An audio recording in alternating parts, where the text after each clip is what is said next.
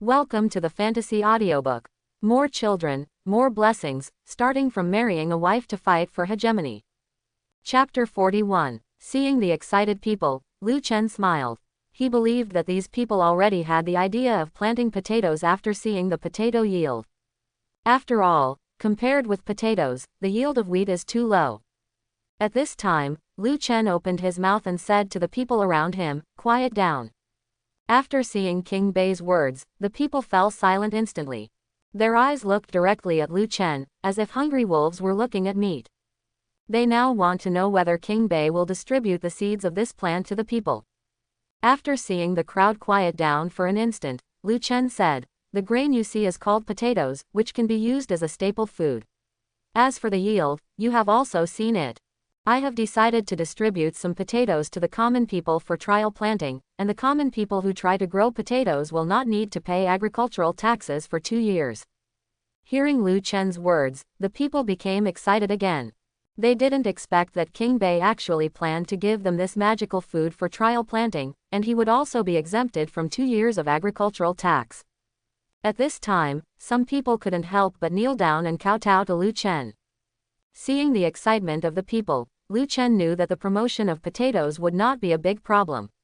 In a few years, if there are no natural or man-made disasters in Beixian County, there is a high probability that Beixian County will not have such a serious food crisis now. At this moment, when Lu Chen was about to say something, the system prompt suddenly rang. "Congratulations to the host for obtaining the first heir, receiving a reward of 5,000 royal guards, 2 grandmaster-level commanders, and a bonus of weapon forging technology. The more descendants the host has, the more valuable the rewards will be, including but not limited to various modern technologies, factories, and even industrial production lines." Lu Chen was stunned when he heard the sudden system sound. He did not expect that not long after he left the palace, he would have a child. But you don't need to think about it to know that it should be Mu Zixuan who gave birth. At this time, when he was about to return to the palace quickly, a guard from the palace rode on a horse and shouted excitedly, Your Majesty, the princess is about to give birth, Mrs. Chu wants you to go back quickly." After hearing this, Lu Chen said to Li Feng without hesitation, "General Li, I will leave the rest to you. I want to go back and see the princess." Li Feng naturally knew the importance of the princess giving birth to an heir. Having an heir would mean that the North Palace would have a bloodline inheritance in the future. He immediately said, "My lord, please feel free to go back. I will ask the soldiers to dig out the potatoes as soon as possible." Lu Chen didn't say anything more, he immediately got on the carriage. At the same time, a tavern in Yancheng, Beijing County. The tavern owner was standing at the front desk, tapping his abacus. Suddenly, his brain froze, and a stream of information poured into his mind. The tavern owner suddenly looked extremely shocked. He turned his head and looked in the direction of Beiwang Mansion with a look of disbelief. The tavern owner said to himself, "It's him. No wonder. Looks like I'll be very busy in the future." Having said this, the tavern owner put down his calculations and began to change clothes. Almost at the same time, Beijing, the 8th prince's favorite restaurant, is also owned by the restaurant's owner. He was about to receive today's distinguished guests in person, when suddenly he froze on the spot, with a look of disbelief on his face. Then he murmured to himself, "Your Highness, I'm afraid my mission is coming soon. It seems I have to prepare in advance." On the way back to the palace, Lu Chen opened the system and took a look at the rewards he had just received. "System, where are these 5,000 Jin Yue now? What is their strength?" Lu Chen also didn't expect that one of the rewards he would receive after having an heir would be a group of people. He thought the system would reward him with a batch of modern arms. At this time, the system prompt sounds. These 5,000 Jinyue are now distributed in various counties of the Great Xia dynasty. Their lowest strength is 5th grade, and the heads of the 4 major organizations and the 5,000 Jinyue are all 9th grade. In addition, the host obtained through the system all subordinates are 100% loyal and have implanted identities in this world. After hearing the system prompt, Lu Chen asked curiously, how did those people know that they were members of the Jinyue? This is the power of this system. The host can understand that this system has implanted a part of special memory into them, allowing the entire Jinyue organization to keep running until their real master appears. Hearing the system's beep, Lu Chen couldn't help but sigh at the power of the system. All members of Jinyue have received your personal information. Currently, there are 300 Jinyue in North County, one for each 1,000 households, one commander, director of the Criminal and Prison Department, director of the Investigation Department, layman factory commander, and expert factory commander. They are all in Yancheng, North County. They will rush to the palace as soon as possible to report the information to you. Does the host need to recall the Jinyue from outside North County? After seeing the system prompt, Lu Chen asked, can I talk to them remotely? No, but the host has the authority to recall ones. Lu Chen understood what the system meant. If he wanted to recall all Jinyue, then they would be able to receive the message from the system. This is the system's ability. But why did he recall all the royal guards? Isn't the role of the Jinyue just to monitor the officials and collect intelligence? If they are recalled, they will still be the Jinyue. Thinking of this, Lu Chen said, no, let them stay where they are. The Jinyue outside North County has received the host's order to stay on standby.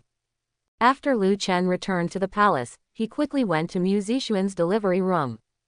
At this time, Mu Zixuan's face was pale, her whole body was covered in sweat, and she looked particularly weak. After seeing Lu Chen come back, Mu Zixuan tried hard to get up from the bed. Lu Chen quickly went over to support her and said, my beloved, you'd better lie down and rest. At this time, the midwife came to Lu Chen holding the child and said, congratulations, Your Majesty, Your Majesty, Your Majesty, Your Majesty, the princess has given birth to a son. Upon hearing this, Lu Chen immediately glanced at the child in the midwife's hands, and nervously took him into his hands. The newborn baby was very small and very ugly, but Lu Chen had no objection to it. After all, it was his own child. At this time, Chu Yukin on the side reminded, Chenur, you haven't named your child yet. Give him a name now. Lu Chen thought for a while and then said, just call him Lu Changfeng. Changfeng can be understood as continuous wind, symbolizing strength, vitality and hope. Lu Chen hopes that her first child will grow up positively and achieve a great career in the future. After staying with Mu Zixuan in the delivery room for a while, Lu Chen left the delivery room, preparing to meet the upcoming commander of the Jinyi guards. As soon as she walked out of the delivery room, Chu Yukin asked, Chenur, what did you do just now? Mu Zixuan was about to give birth, but Lu Chen was not in the palace, which meant that he must have something very important. Lu Chen replied, the potatoes are ripe. I just went to see General Li and his colleagues digging potatoes. Hearing this, Chu Yukin's eyes lit up, and then she asked, are they the kind of potatoes you gave us last time? Chu Yukin and other women in the inner courtyard of the palace have all seen potatoes and tasted them. After Chu Yukin heard Lu Chen introduce potatoes, she realized the importance of potatoes to Beijing. Lu Chen nodded at this time. Chu Yukin continued to ask, how is the yield of those potatoes? Lu Chen replied, the yield per mu is 2,000 kilograms. Upon hearing this answer, Chu Yukin froze on the spot. Although Lu Chen had told her that the potato yield would be large, she did not expect it to be so large. If potatoes can be popularized, the people of Beijing may no longer have to go hungry in the future, and the prestige of Beiwang will rise rapidly. Seeing that Chu Yukin seemed surprised by the potato yield, Lu Chen said mysteriously, Aunt Chu, are you surprised now? There will be even more surprising things waiting for you later. As soon as Lu Chen finished speaking, a personal guard from the palace hurried over and said, Your Majesty, Mrs. Chu, something bad has happened.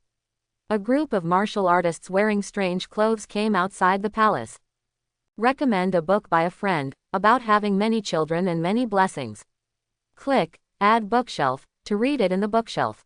Apocalyptic crisis in ancient times, fortunately I have many children and blessings. Chu Yukin frowned when she heard the guard's report. Martial artist in fancy clothes. Who dares to come to Beiwang Mansion to cause trouble? Since the last assassination attempt on Lu Chen in Shuiyulu failed, no one in the entire North County dared to provoke the North Prince's mansion. People know that there is a Grand Master in the Northern Palace, so they won't be so stupid. Someone actually came to your door today. Chu Yukin then said to Lu Chen, Chenur, let me go take a look first. Lu Chen said, Aunt Chu, I will go with you. Chu Yukin was about to say something, but when she thought of the mysterious weapon on Lu Chen's body and that Lu Chen was now a martial artist, she had no words to dissuade him. Then they arrived at the gate of the palace. As soon as they came to the door, they saw the martial artist, who the guards said was dressed in strange clothes, standing in a row and standing very respectfully at the door of the palace, with no intention of causing trouble. Lu Chen took a look at these Jin Yue wearing Feiyu uniforms and capes, but did not step forward immediately. When Chu Yukin saw this scene, she was stunned. She just thought these people were here to make trouble, but looking at them, it didn't look like they were here to make trouble at all. Moreover, they were dressed uniformly, as if they were martial artists from a certain institution in the imperial court.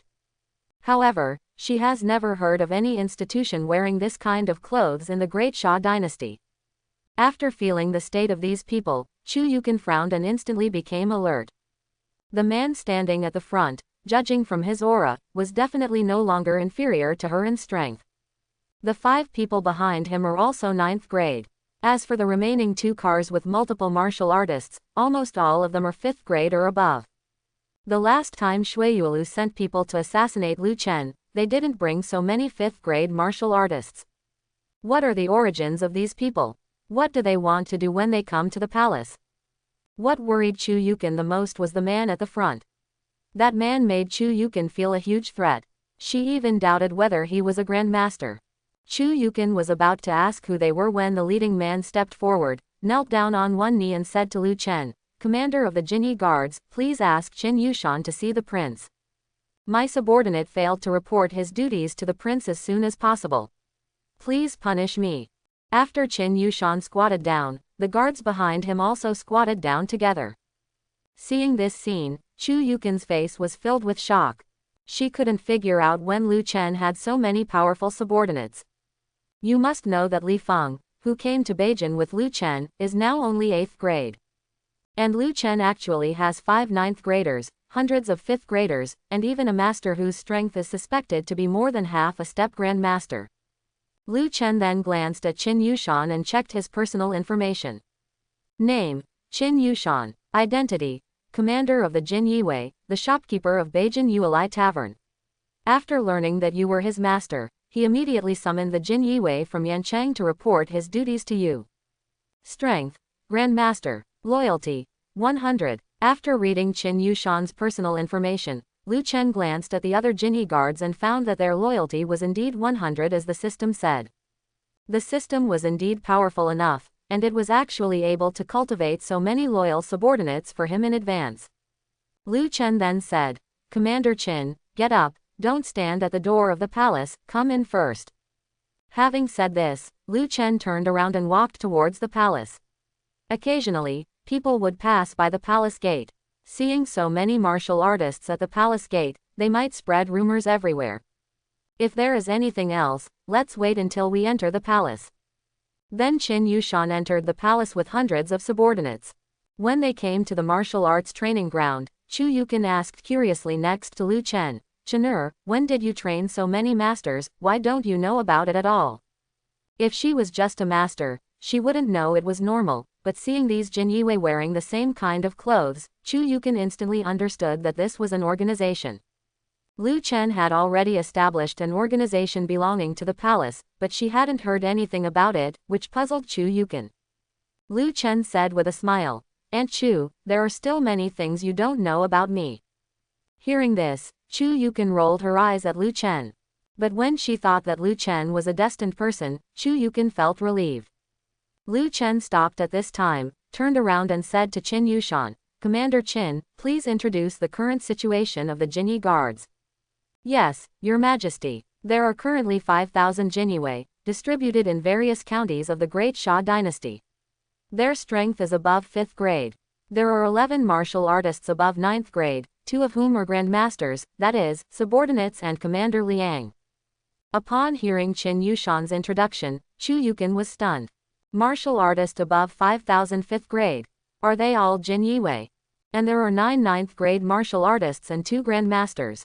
Chen'er has actually created such a huge force secretly. If there was such a force, then why did he pretend to be an uneducated waste when he was in the capital? Even if the princes in the capital have the support of various forces behind them, they are not like Lu Chen, who directly controls a transcendent level force. With the support of this huge force, Lu Chen does not need to be afraid of those princes. If coupled with the support of the Chu family and the Zhongnan family, Lu Chen's position as prince is basically stable. Chu Yukin was confused for a moment.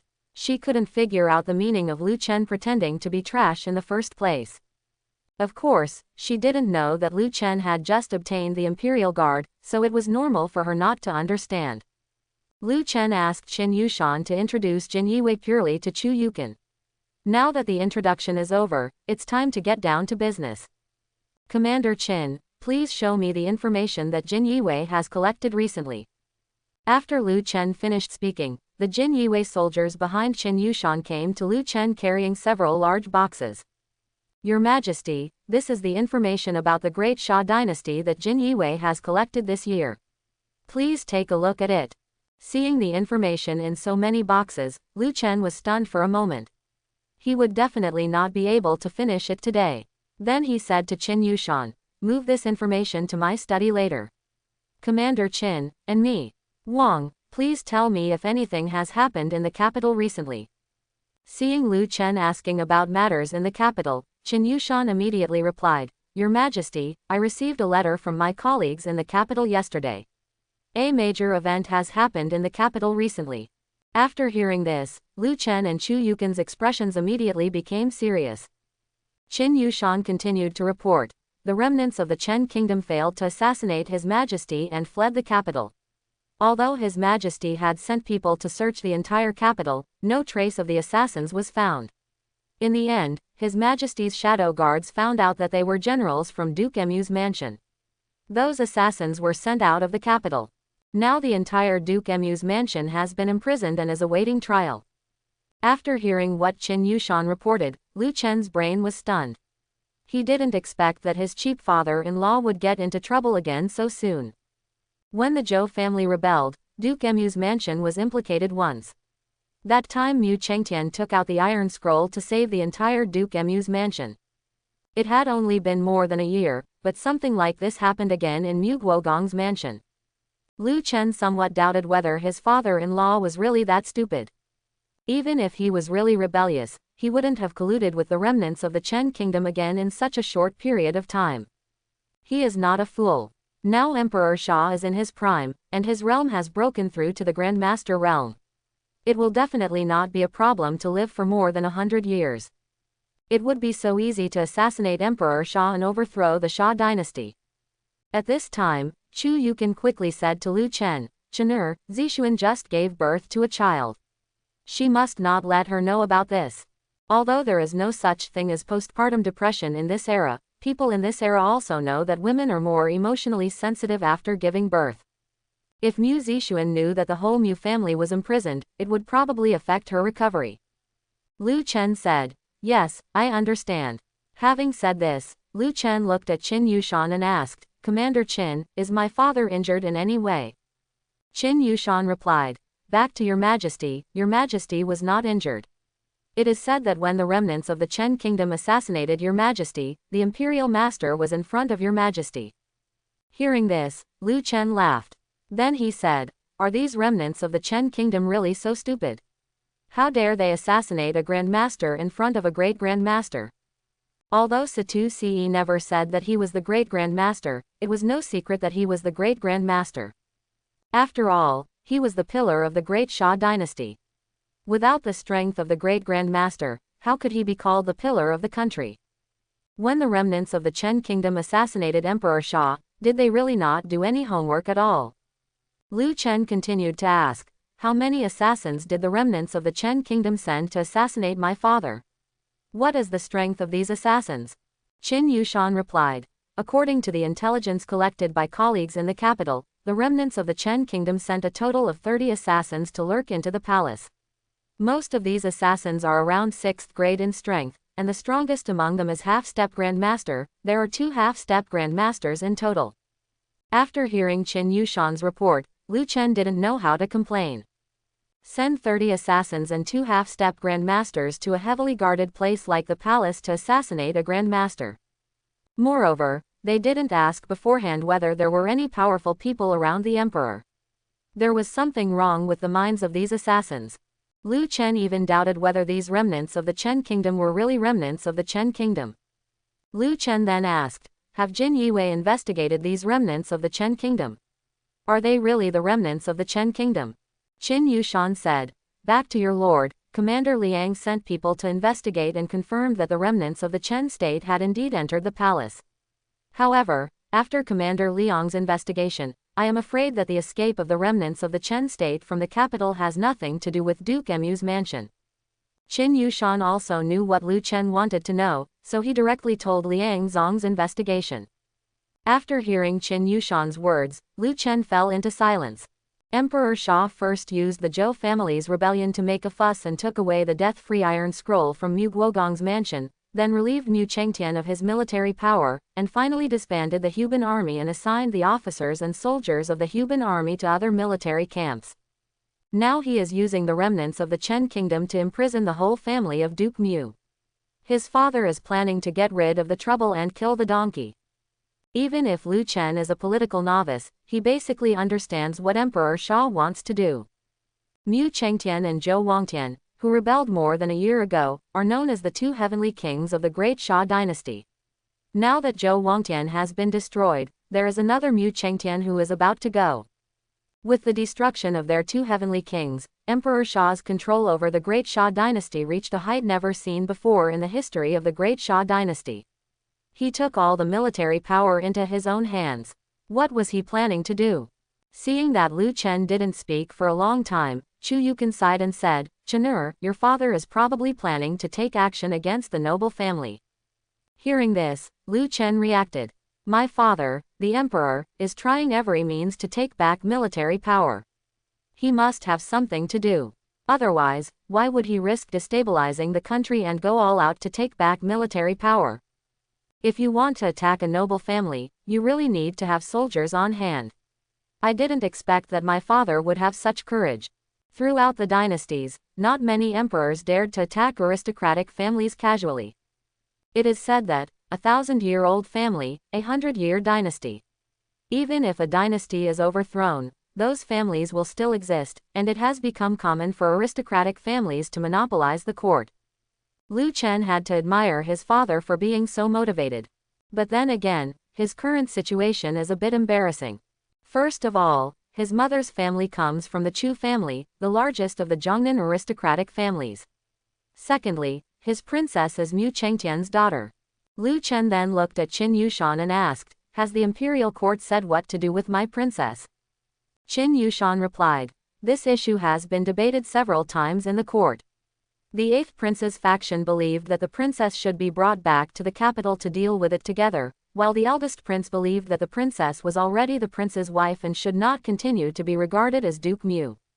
"People from the government," Lu Chen said with a smile. "I didn't expect that there would be people in the capital speaking for this good-for-nothing prince like me." At this moment, a royal soldier entered the martial arts training ground. "Your Majesty, there is a martial artist claiming to be Jin Yiwei outside asking for an audience." Having said this, the royal soldier glanced at the guards in royal robes on the martial arts training ground, and then continued, "That man is wearing the same clothes as them." Lu Chen said directly, "Let him come in." "Yes, Your Majesty."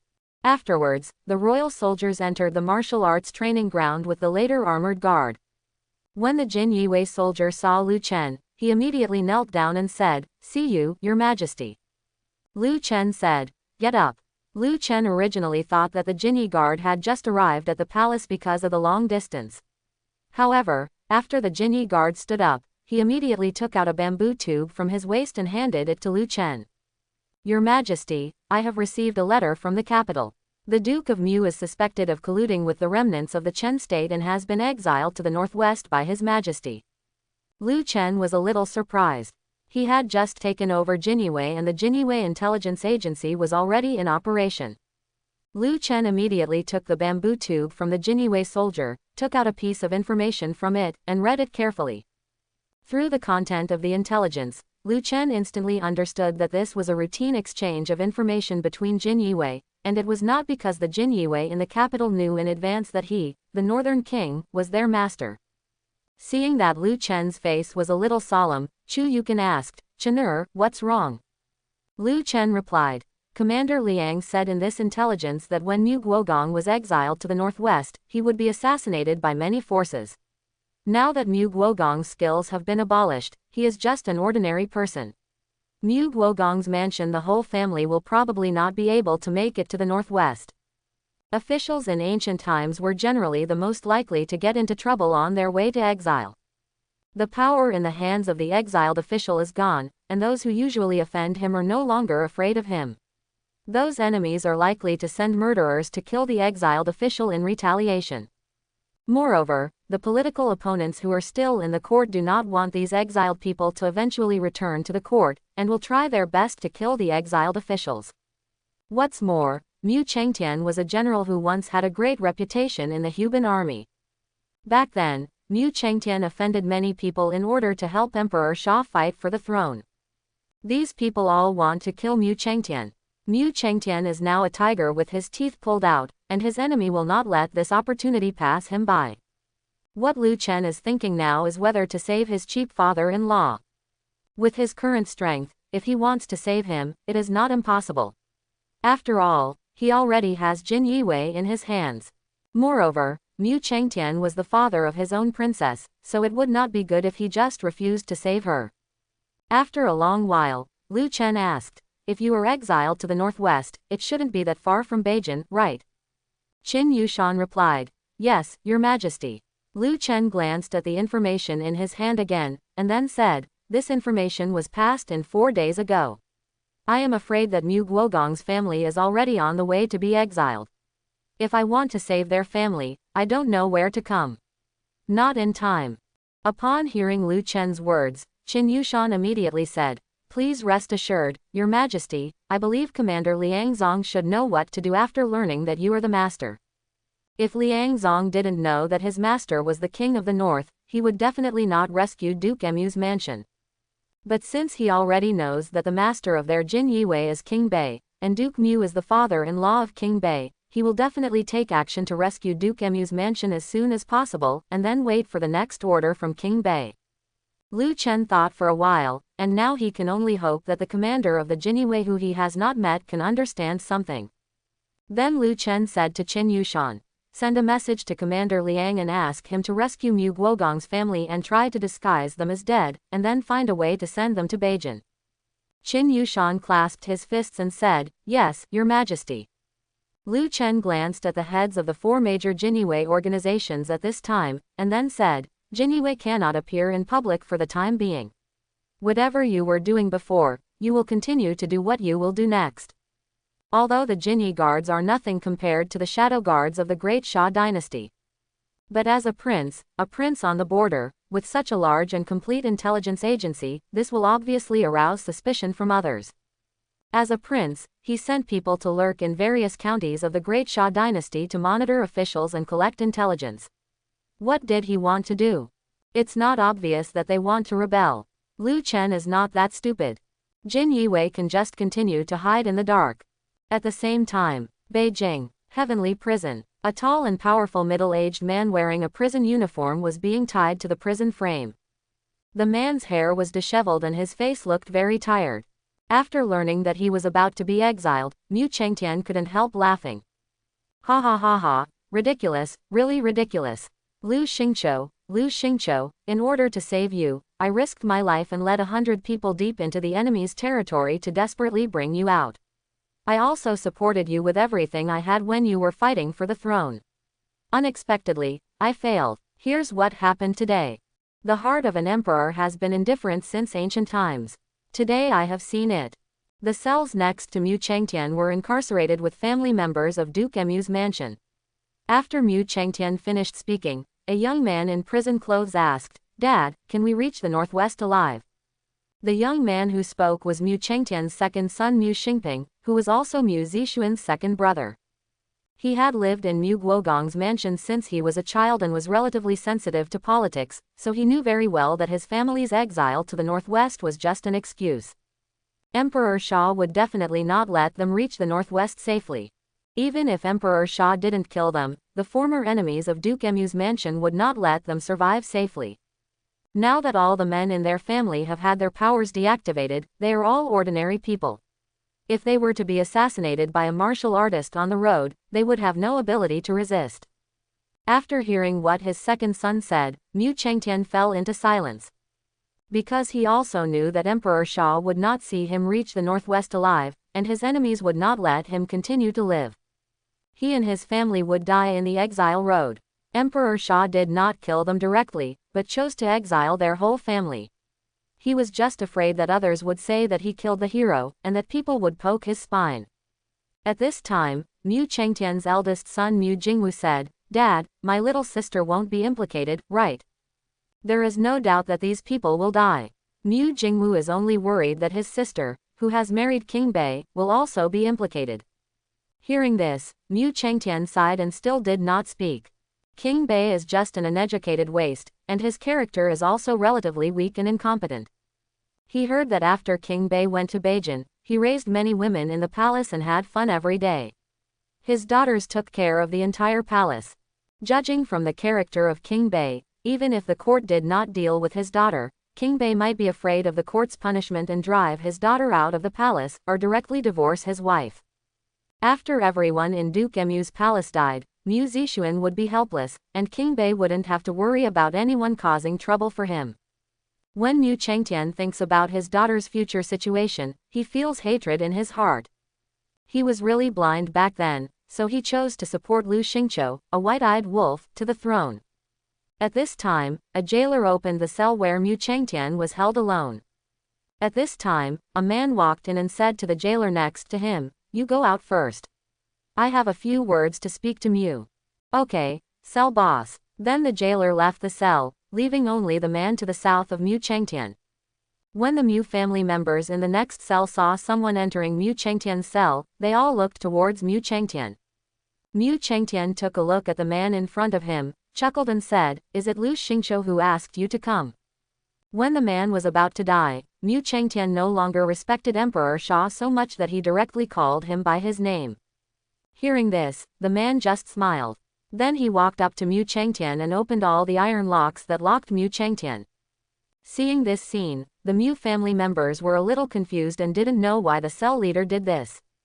At this time, the prison head said, "Mr. Mu, please introduce yourself." The younger one's name is Zhao Hong, and he belongs to the prince. Hearing this, Mu Chengtian was filled with doubts. "Prince? That prince? Is there any prince who dares to send someone to contact him now?" He was about to be exiled, and he didn't believe that those princes didn't know what his exile meant. If a prince came to contact him at this time, Emperor Sha would definitely be dissatisfied. By then, let alone being grounded, he might even lose his throne. After Mu Chengtian was unchained, he moved his whole body. He was about to ask Zhao Hong which prince he was when he saw Zhao Hong took out 3 bottles and said, "These are 3 great rejuvenation pills. After taking them, they can restore 90% of the skill." Hearing this, Mu Chengtian was stunned. As a former grandmaster martial artist, it is impossible for Mu Chengtian not to know what the Great Return Pill is.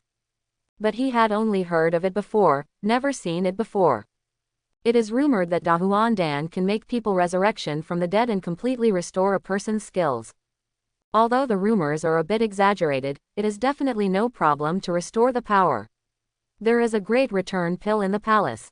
Mu Chengtian looked at the 3 small porcelain bottles in Zhao Hong's hand in disbelief. After Mu Chengtian was silent for a moment, he sneered and said, "I didn't expect that some people couldn't wait so quickly. They planned to attack me before we even left the capital. It's already this time, how could someone come to save them, and also give them a spirit pill like the Great Return Pill? Obviously, someone planned to attack them in advance and poison him with poison. What kind of bullshit is Dahuan Dan? It's clearly poison." Mu Chengtian then said, "Tell me, who sent you here? If it were Lu Xingqiu, haha, I would rather die on the road than take the poison he gave me." Seeing that Mu Chengtian seemed to have misunderstood what he meant, Zhao Hong said with a smile, "Mr. Mu, you have misunderstood. Those who want to kill you will not let you die in a prison. The Great Return Pill in the little one's hand is indeed real. As for which prince gave it to you, you will know it soon. If you still want to see your daughter, it is best to take the Great Return pill immediately. Strive to regain full strength before being exiled. If Zhao Hong now said that the Great Return pill was given to Mu Chengtian by the Northern King, Mu Chengtian would probably not believe it even more. After all, the image of the Northern King as a waste has been deeply rooted in the hearts of the people. Hearing Zhao Hong mention his daughter, Mu Chengtian was stunned for a moment. At this time, Mu Jingwu in the next cell said, "Dad, give it to me. I'll take it first. Even if it's poison, I accept it. We won't live for a few days anyway." Mu Chengtian looked at the small porcelain bottle handmade by Zhao Hong again.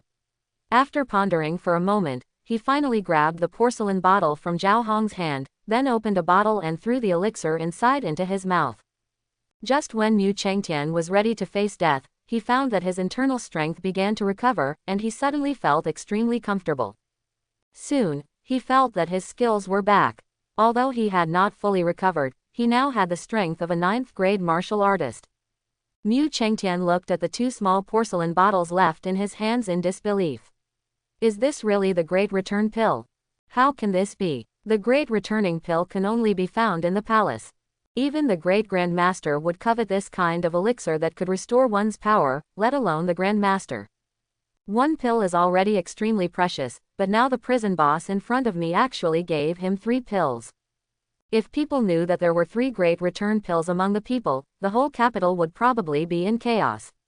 Such a precious pill was actually given by a prince, etc. Mu Chengtian seemed to have thought of something.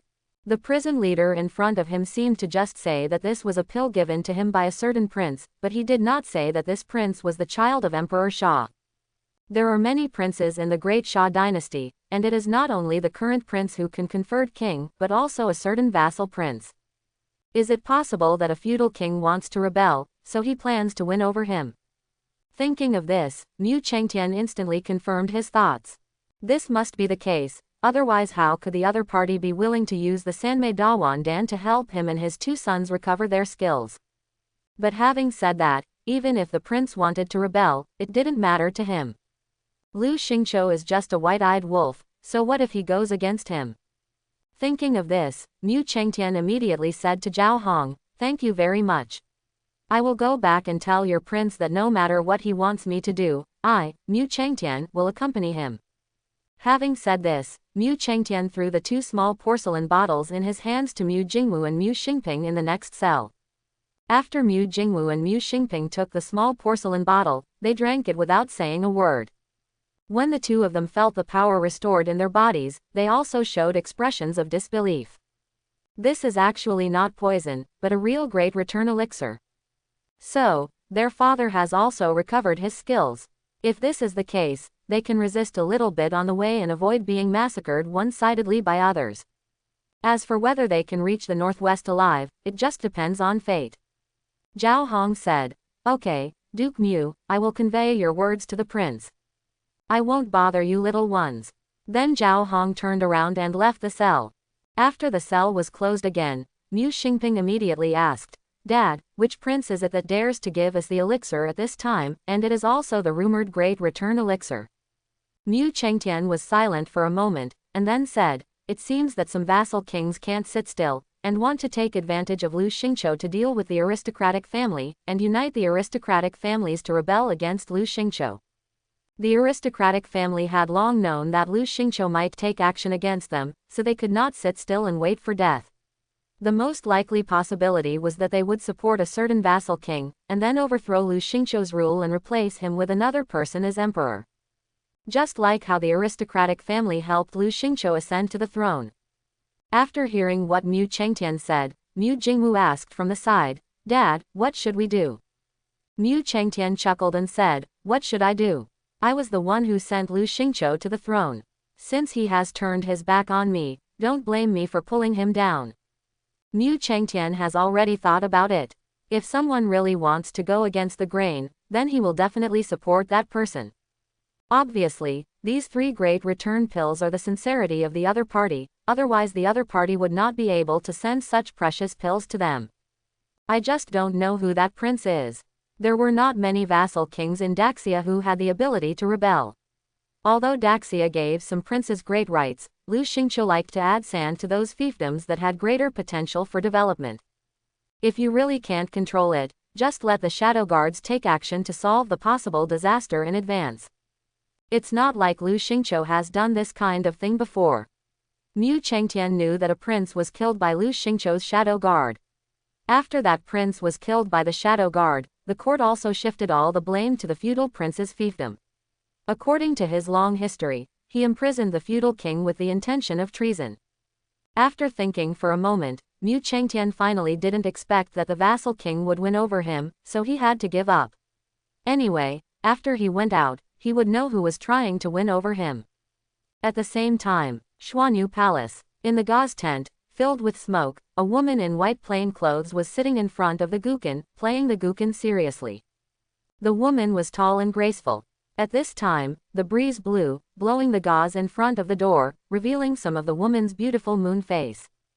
The beautiful woman Sai Shuang Shengxie has no flaw in her beautiful face, and her snow-white face reveals a bit of coldness. She is like the divine maiden of 9 heavens, a fairy descending to earth. At this time, a beautiful woman wearing purple clothes entered the room. The melodious sound of the piano stopped with the arrival of the woman, who asked, "Aunt Lin, is something wrong?" The woman's voice was cool and gentle. The beautiful woman asked, "Palace Master, do you really plan to go to Beijing?" After hearing this, Chen Wanrong stood up and slowly walked out of the gauze tent. At this time, her holy face came into view of the beautiful woman. Chen Wanrong said softly, "Only with the blood of Emperor Sha's children can the dragon spelling curse be made, and King Bei is the most accessible prince." Hearing this, the beautiful woman showed a slightly worried look on her face, "But I heard that King Bei is a lecherous person. He keeps many maids in the mansion and spends all day having fun. If he takes a fancy to you." The woman did not continue. Chen Wanrong looked at the green mountains in the distance with an expressionless face, and said calmly, "People are easy to control only when they have desires. I will plant a love poison in him, and then control him to help us complete the dragon subduing curse." Hearing this, the beautiful woman sighed, and then said, "He is Chu Yu's child. If possible, I hope the palace master can save his life in the end." Chen Wanrong did not respond, but looked quietly into the distance. At this time, the breeze blew, causing her dress to sway. Lu Chen had no idea that he had been targeted by the remnants of the Chen kingdom. With the arrival of the Jin Yiwei, he became much busier. Jin Yiwei brought him too much information, and he checked the accumulated information in the study every day these days. I have to say that Jin Yiwei's abilities are really strong. Without the supervision of his master at all, Jin Yiwei actually investigated all the old events of the Great Xia dynasty. For example, how his mother died back then, and how Emperor Xia, who was promoted to the throne by a noble family, and the noble family came to oppose each other step by step. At this time, Lu Chen was looking through Jin Yiwei's files, his brows furrowing as he flipped through them. According to Jin Yiwei's archives, the woman Emperor Xia loved was killed by his mother. Emperor Xia hated his mother very much, and he was also hated by Emperor Xia. So much so that when he was born, Emperor Xia even wanted to "You must get rid of your own flesh and blood." As for why her mother wanted to kill Emperor Sha's favorite woman, it wasn't because of the troubles in the harem, such as the fight between queens and so on. Lu Chen is not interested in those things. What he is interested in now is how to return to the capital. Judging from Emperor Sha's attitude towards him, if he wants to return to the capital in this life, he may have to resort to rebellion. Any prince can participate in the fight for the right to inherit the throne, but he, the Northern King, has no chance of participating in the fight for the right to inherit the rightful son. It is absolutely impossible for Emperor Xia to allow him to return to the capital. If you want to go back, I'm afraid only corpses can go back. At this time, a charming voice sounded outside the door. "My lord, are you there? I have something important to report." Hearing Wang Qingqi's voice, Lu Chen put down the information in his hand and said, "Forget it, there are too many things to solve in a short while. Let's take it slow. He still has plenty of time. Let's relax first. Come in." After Lu Chen finished speaking, Wang Qingqi, wearing a red gauze, entered the study with gentle steps. Now Wang Qingqi has completely surrendered to Lu Chen. I don't know if it is because of the frequent relationship with Lu Chen. Wang Qingqi has become more and more charming, almost to the point of coquettishness. Her small nose, soft red lips, slender waist, and body as white as jade, coupled with her warm body fragrance that always exudes, make people want to do something to her just by passing by her. What? If it weren't for the fact that Lu Chen was already a 9th-grade martial artist, I'm afraid he would still pounce on Wang Qingqi when he saw him due to the influence of the Dragon Tiger pill. Of course, although Lu Chen has been able to control himself, Lu Chen will not give up cultivating a relationship with Wang Qingqi just because he can control himself. During the period when Mu Zixuan and the other three were pregnant, Wang Qingqi was basically taking care of him, and she would come to the palace almost every day. Compared to Mu Zixuan and the other three, Lu Chen has a stronger impulse towards Wang Qingqi. I don't know if it was because of Wang Qingqi's status as an Oran, but Lu Chen was very excited when she thought that Wang Qingqi, the most popular Oran, was just a female slave of hers. It has to be said that sometimes identity is also a complement to appearance. After Wang Qingqi entered the study, she said softly, "I have met the prince." Lu Chen glanced at Wang Qingqi, then directly raised his hand to hold her beautiful hand, and instantly pulled her down into his arms. Wang Qingqi did not resist and immediately sat in Lu Chen's arms. In front of this man, she has no ability to resist and does not need to resist. She is his slave girl and he can do whatever he wants to her. Lu Chen asked, "What do you want from me?" Wang Qingqi replied, "Your Majesty, the 8th prince sent a letter to the new family, saying that the owner of the Blood Moon Tower plans to personally come to Beijing to ask the new family to collect recent events in the palace, especially to find out about the mysterious Grand Master in the palace." Hearing this, Lu Chen was stunned for a moment. Hasn't he, the 8th emperor brother, given up yet? He has been in Beijing for so long. Logically speaking, he should know that no one from the Chu family has any contact with him, so why would he still come to trouble him? Lu Chen stroked Wang Qingqi's body and asked, "The owner of Blood Moon Tower should have Grandmaster strength, right? Is he here to assassinate me?" Wang Qingqi replied, "The 8th prince did not tell the slave family. He just asked the slave family to report what the palace has been doing recently and whether there is any movement about the mysterious Grand Master." Lu Chen thought to himself that he, the 8th emperor brother, might not know that their father had already planned to take action against the Zhongnan family. At this time, he still wanted to get the support of the Chu family. Don't let him and the Chu family be abolished together. At this time, Wang Qingqi suddenly thought of something, and then continued, "By the way, Your Majesty, I also heard about something from the slave family." Lu Chen asked, "What's the matter?" The slave family heard that Duke Emu's family was exiled to the northwest. The intelligence agency of Yanyu Pavilion is also relatively strong, and Wang Qingqi will soon be able to know what is happening in the capital. After she learned about the affairs of Duke Emu's mansion, she thought that the princess was also the daughter of Duke Mu. Lu Chen should be more concerned about this matter, so she took the initiative to bring it up. But after hearing this, Lu Chen immediately said, "I already know about this." Wang Qingqi then said, "There is nothing wrong with the slave family." Having said this, Wang Qingqi moved her body slightly, and she felt a little uncomfortable sitting there. At this time, Lu Chen smiled and said, "No, you have one more thing. I just happened to be a little tired and wanted to relax." Hearing this, Wang Qingqi glanced at Lu Chen resentfully, got up and lay on the table to help Lu Chen sort out the scattered information on the table. The host cultivates a relationship with Wang Qingqi once, the experience value of the qi refining technique is increased by 20, and the experience value of the rejuvenation hand is increased by 20. Congratulations to the host for breaking through the second level of the rejuvenation hand. After hearing the beep, Lu Chen glanced at Wang Qingqi, who had collapsed into a ball, feeling a little confused. Martial artist has a harder time getting pregnant, and he knows this. However, since Mu Zixuan and the others became pregnant, Wang Qingqi came to the palace almost every day, and Tiandiao cultivated a relationship with him. As a result, Wang Qingqi still had no child. Although Wang Qingqi is a 9th-grade martial artist, is it too difficult to get pregnant? This has been almost a year. Is there something wrong with Wang Qingqi's health? Lu Chen would not think that there was something wrong with his body. After all, he had taken Dragon Tiger pill and drank Dragon Phoenix tea. It could only be that something was wrong with Wang Qingqi's body.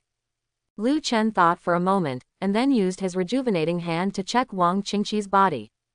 The rejuvenation hand has broken through to the second level. It is very easy for him to check whether a person's body has any hidden injuries or diseases.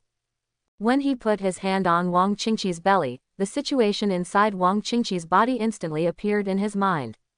Wang Qingqi has no physical problems at all, just like a normal woman. This is a bit strange. There was obviously nothing wrong with my health, but it turned out that it was so difficult to get pregnant. Is it possible that the reason why she is successful is because she is a 9th grade martial artist? Then wouldn't it be more difficult for me to get a beautiful woman pregnant in the future?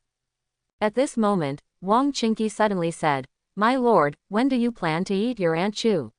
She has become more and more jealous recently, and she hates the slave family more and more." Hearing this, Lu Chen's face was startled, and then he said with a smile, "What do you mean? Do you think I will do something disrespectful to her?" Wang Qingqi said. As soon as the prince heard the word, Aunt Chu, he became even more fierce. "What do you need the slave family to think?"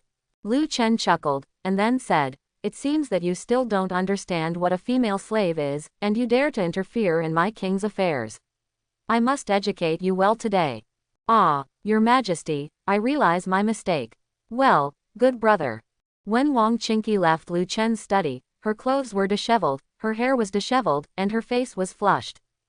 "It wobbles when I walk." Just as she was walking out of the main courtyard, she happened to bump into Chu Yukin, who was patrolling. Seeing Wang Qingqi's appearance, Chu Yukin knew that this foxy girl must have just gone to seduce her Chun'er. Chu Yukin said angrily, "Miss Wang, I heard that your business at 100 Flowers Tower is very good. As the owner of 100 Flowers Tower, why are you running to the palace every day when you are not watching from 100 Flowers Tower?" Seeing Chu Yukin's jealous look, Wang Qingqi smiled knowingly. She knew very well why Chu Yukin disliked her. Wasn't it because she served King Bei every day, which made her feel envious? Then Wang Qingqi said, "Mrs. Chu, the princess and several ladies are pregnant, so only the slaves can serve the prince. You don't know how much pressure the prince is under. If the slaves don't come to serve the prince, how can you let Mrs. Chu help? Prince, please relax. If Mrs. Chu intends to help the prince relieve stress every day, then this slave will not come tomorrow." Upon hearing this, Chu Yukin's expression changed drastically, and then a gust of wind blew out of her body, causing her dress to dance wildly. "Wang Qingqi, you are just Chun'er's slave girl. I advise you not to talk nonsense. Otherwise, even if I kill you, I believe Chun'er won't say anything." Wang Qingqi smiled sweetly, and then said, "Mrs. Chu, if you really want to kill the slave, and no longer have the slave to serve the prince, I'm afraid you will really have to serve the prince every day." Hearing this, Chu Yukin was angry and ashamed, and a blush appeared on her face. Seeing that Wang Qingqi was not afraid of her at all, Chu Yukin was too lazy to continue.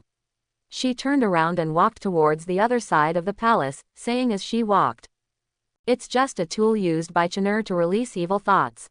How can I be angry with a tool?" Hearing this, Wang Qingqi was not angry. She was indeed just a tool, but as long as she could make King Bei like her as a tool. Looking at Chu Yukin's plump figure, Wang Qingqi raised the corners of her mouth slightly and whispered, Mrs. Chu, the prince's patience is limited, and you will be in his bed soon." Although Chu Yukin has been trying to keep a distance from Lu Chen in the past 6 months, she is the leader of the inner court guards after all, and she is responsible for protecting Lu Chen's safety. So from time to time Chu Yukin would encounter Lu Chen catching Wang Qingqi tossing him. Wang Qingqi knew very well that every time he saw Chu Yukin, or mentioned Chu Yukin in front of him, Lu Chen's whole person, her anger became even more intense, as if she had changed into a completely different person, becoming extremely crazy, and she was also unlucky. It's obvious that Lu Chen's desire for Chu Yukin is growing day by day. Now he can still suppress his inner desire, but it won't necessarily be the case as time goes by. Maybe one day by accident, the two of them bumped into each other, but Chu Yukin didn't run away and was eaten up and wiped clean.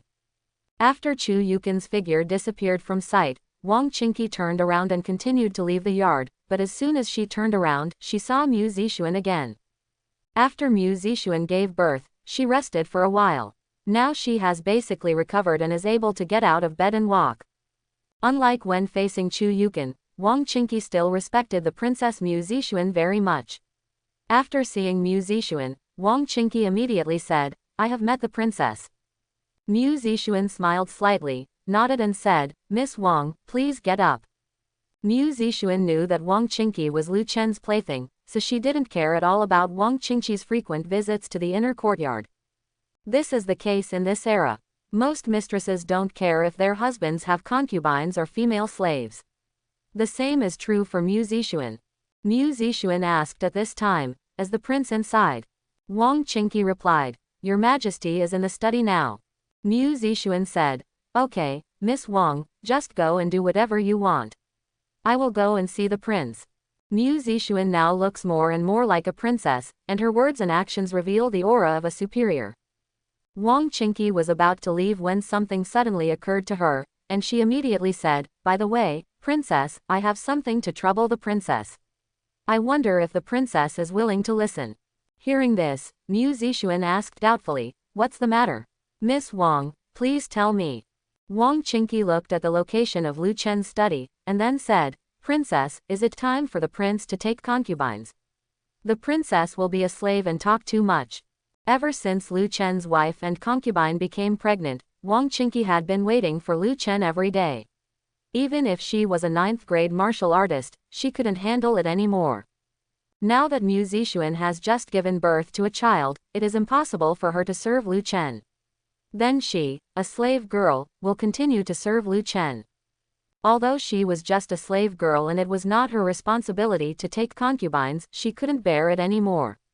She believed that Mu Zixuan was a relatively generous person and would not stop Lu Chen from taking concubines. Besides, the few wives and concubines that Bei Wang had were simply not enough to serve Bei Wang. As a princess, Mu Zixuan could not always serve him, not giving Lu Chen a concubine.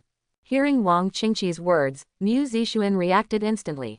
She knew that Wang Qingqi must not be able to bear it anymore. Mu Zixuan thought in her mind that even the 9th grade martial artist couldn't bear it, her husband's physique was too strong. When she married Lu Chen in the capital, she thought that Lu Chen was a young man whose body had been drained by drinking and girls, and that his body should be very weak. Now it seems. Mu Zixuan sighed, and then said, "Miss Wang, I will bring up the matter of the prince taking concubines, so you can go back without worry." Wang Qingqi immediately thanked her and said, "Thank you very much, princess." "Slave, please leave." Then Wang Qingqi turned around and left the yard. At the same time, Lu Chen, who had just left the study, spotted Chu Yukin with a blush on her face, so she immediately stopped her and said, "Aunt Chu, wait a moment, I have a question to ask you." Hearing this, Chu Yukin immediately stopped. She turned to look at Lu Chen and asked doubtfully, "Chen'er, what do you want from me?" Lu Chen asked, "Aunt Chu, I remember that the higher the level of martial artist, the harder it is to get pregnant, right?" Chu Yukin said, "That's right, what's wrong?" Chu Yukin felt a little nervous. Why did Chen'er suddenly ask this question? Is he still planning on me? After all, she seems to be the only female martial artist who is relatively close to Lu Chen in the inner courtyard of the palace. Lu Chen said at this time, "Wang Qing and I have had so many times, but she still hasn't gotten pregnant, but there is nothing wrong with her body.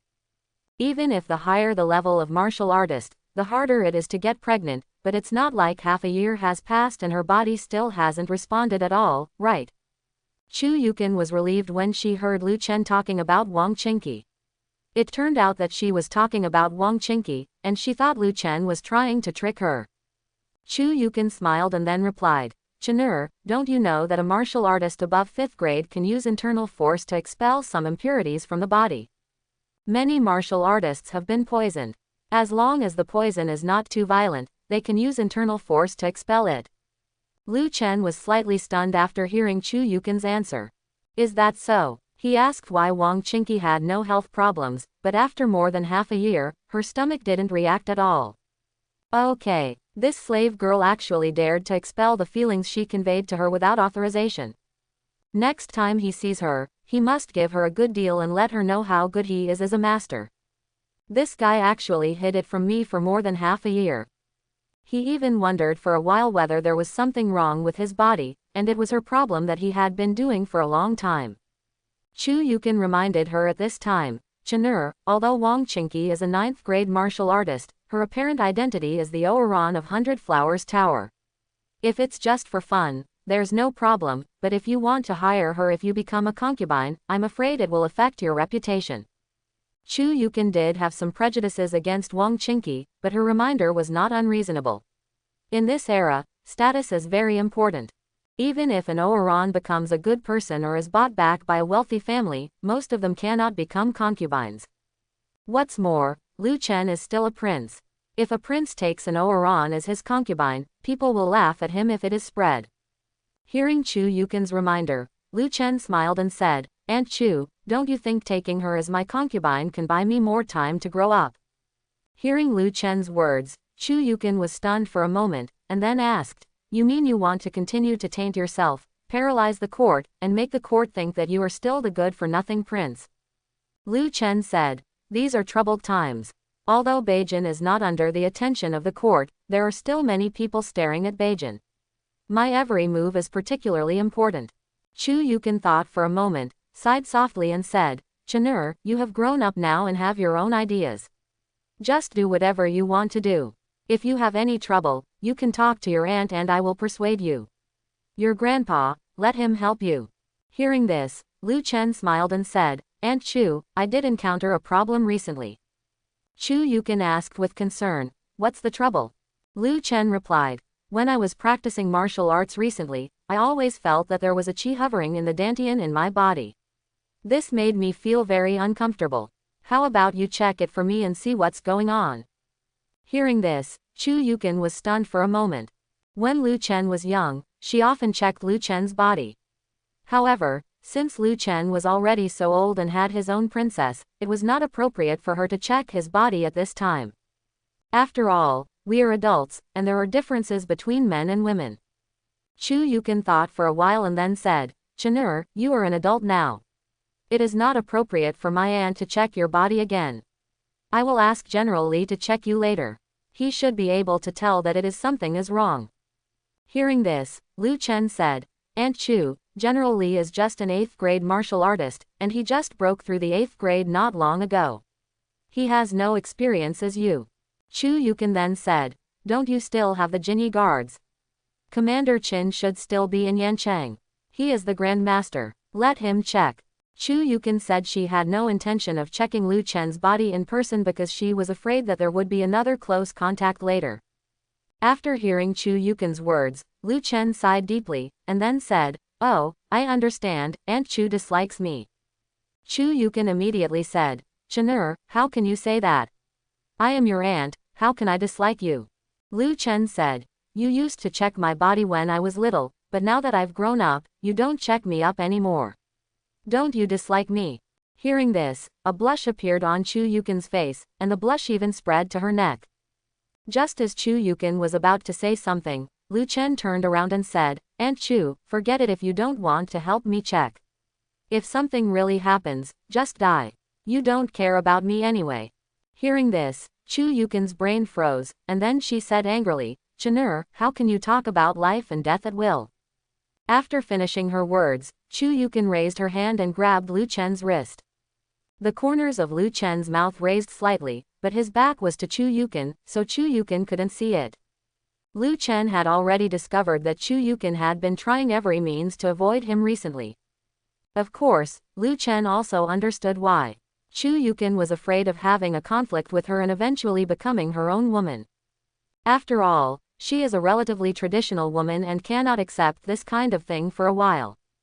After Chu Yukin grabbed Lu Chen's wrist, she sighed and said, Go to the room, I'll take a look at it for you and help you regulate your internal strength.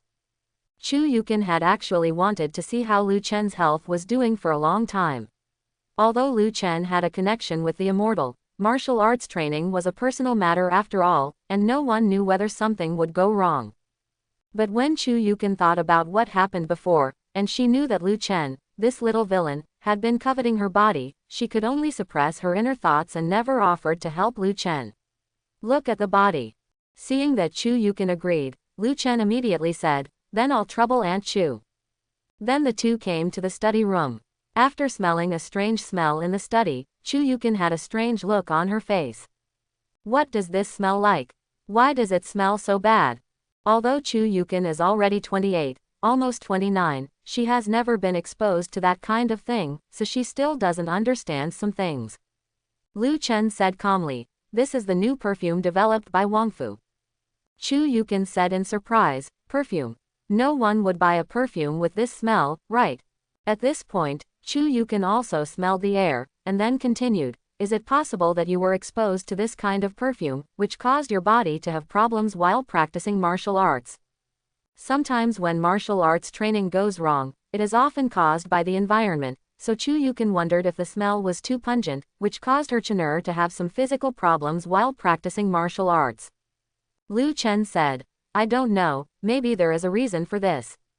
At this time, Chu Yukin glanced at Lu Chen, blushed and said, "Take off your upper body clothes, let me check the situation first." As soon as Chu Yukin finished speaking, Lu Chen skillfully took off his upper body clothes. Seeing this scene, Chu Yukin's face became hotter, as if she had a fever, and her ears were already red. As Lu Chen took off his upper body clothes, Lu Chen's strong body also appeared in front of Chu Yukin. Seeing Lu Chen's orderly 8-pack abs, Chu Yukin was slightly stunned. When Lu Chen married Mu Zixuan, Chu Yukin checked Lu Chen's body. At that time, Lu Chen didn't have obvious abdominal muscles, just a small belly. Now Lu Chen actually has such obvious muscles, which makes Chu Yukin feel a little incredible. Although she knew that Lu Chen was already a martial artist, she had never seen Lu Chen practice martial arts. A person who didn't practice martial arts had such strong muscles.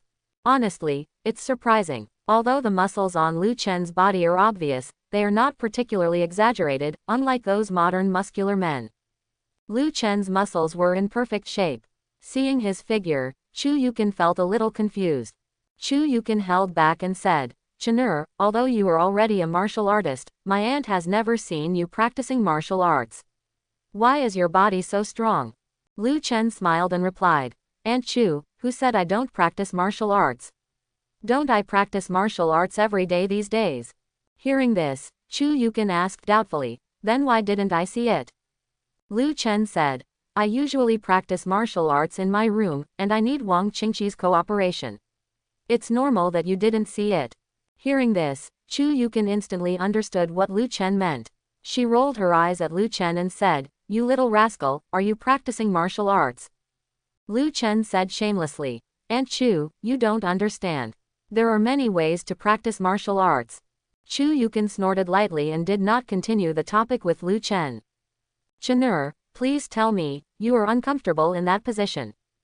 After finishing her words, Chu Yukin looked at Lu Chen's abdominal muscles seriously. At this time, Lu Chen grabbed Chu Yukin's jade hand and placed it directly on his chest. "I get pain here from time to time, especially when I practice martial arts. It often hurts so much that I can't move."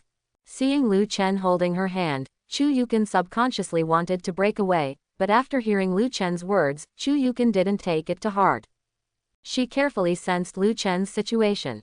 Now she could transfer her internal energy to another person's body, and she could easily detect the symptoms in a person's body. After a while, Chu Yukin said to herself, "Strange, there seems to be no problem." Hearing Chu Yukin's words, Lu Chen said, "Aunt Chu, you must have felt wrong, right? How could there be no problem?" Speaking of this, Lu Chen suddenly thought of something, and then said with a surprised expression, "Hey, how strange. Aunt Chu, I don't know why, but after my dantian was touched by your hand, I didn't feel the burning pain anymore." Hearing this, Chu Yukin glanced at Lu Chen suspiciously, "Is it true?" Lu Chen said, "How could I lie to you?" At this time, Lu Chen looked at her chest and said, "Aunt Chu, look, there is something strange on my chest." Hearing this, Chu Yukin's eyes instantly shifted from Lu Chen's face to Lu Chen's chest. At this time, she found that Lu Chen's chest was actually emitting green light. What is this? This was the first time Chu Yukin saw this situation. At this time, Lu Chen continued, "It's amazing, Aunt Chu, the gas accumulated in my dantian has gradually dissipated, and it seems that my internal energy has also been channeled." Chu Yukin asked with confusion, "Really? But I didn't do anything." She just put her hand on Lu Chen's chest and then checked Lu Chen's body. She didn't help Lu Chen adjust his internal strength. In the end, Lu Chen's body recovered on its own. Is there such a magical thing? Chu Yukin couldn't understand the current situation. Lu Chen said at this time, "Aunt Chu, I understand what's going on." Hearing Lu Chen's words, Chu Yukin quickly asked, "What's going on?" Lu Chen continued, "There is a special skill in the immortal law I inherited. As long as a like-minded woman is with me, it can help me practice. Aunt Chu, you must have touched my body, so we indirectly had the conditions for dual cultivation. This made the chaotic energy in my body calm down and my internal energy became smoother." Chu Yukin looked at Lu Chen suspiciously. "Chen'er, you're not lying to your aunt, are you?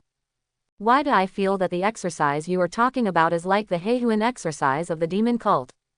Lu Chen asked seriously. "Aunt Chu, haven't you ever thought about how the demon cult's Heihuan gong came from? The demon cult's Heihuan gong is harmful to people, but the immortal law I inherited is good for both parties. And you can also see that you just touched my body and helped me stabilize my internal strength, and you didn't suffer anything, harm."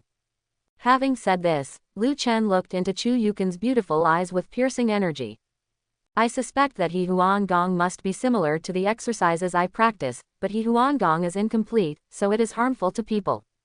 And the skills on my body are complete, so there is no harm to both parties. Maybe someone stole the immortal's skills back then, but what they stole was incomplete, so the demon sect's Heihuan skill was created." After hearing Lu Chen's nonsense, Chu Yukin thought about it seriously and felt that it made sense. "Then what should we do now?" Chu Yukin asked with a red face. Her hand was still on Lu Chen's chest, and because she was too close to Lu Chen, she now felt extremely restless. The masculine aura of Lu Chen's body constantly stimulated her and impacted her heart. If this continues, the same thing as before might happen again.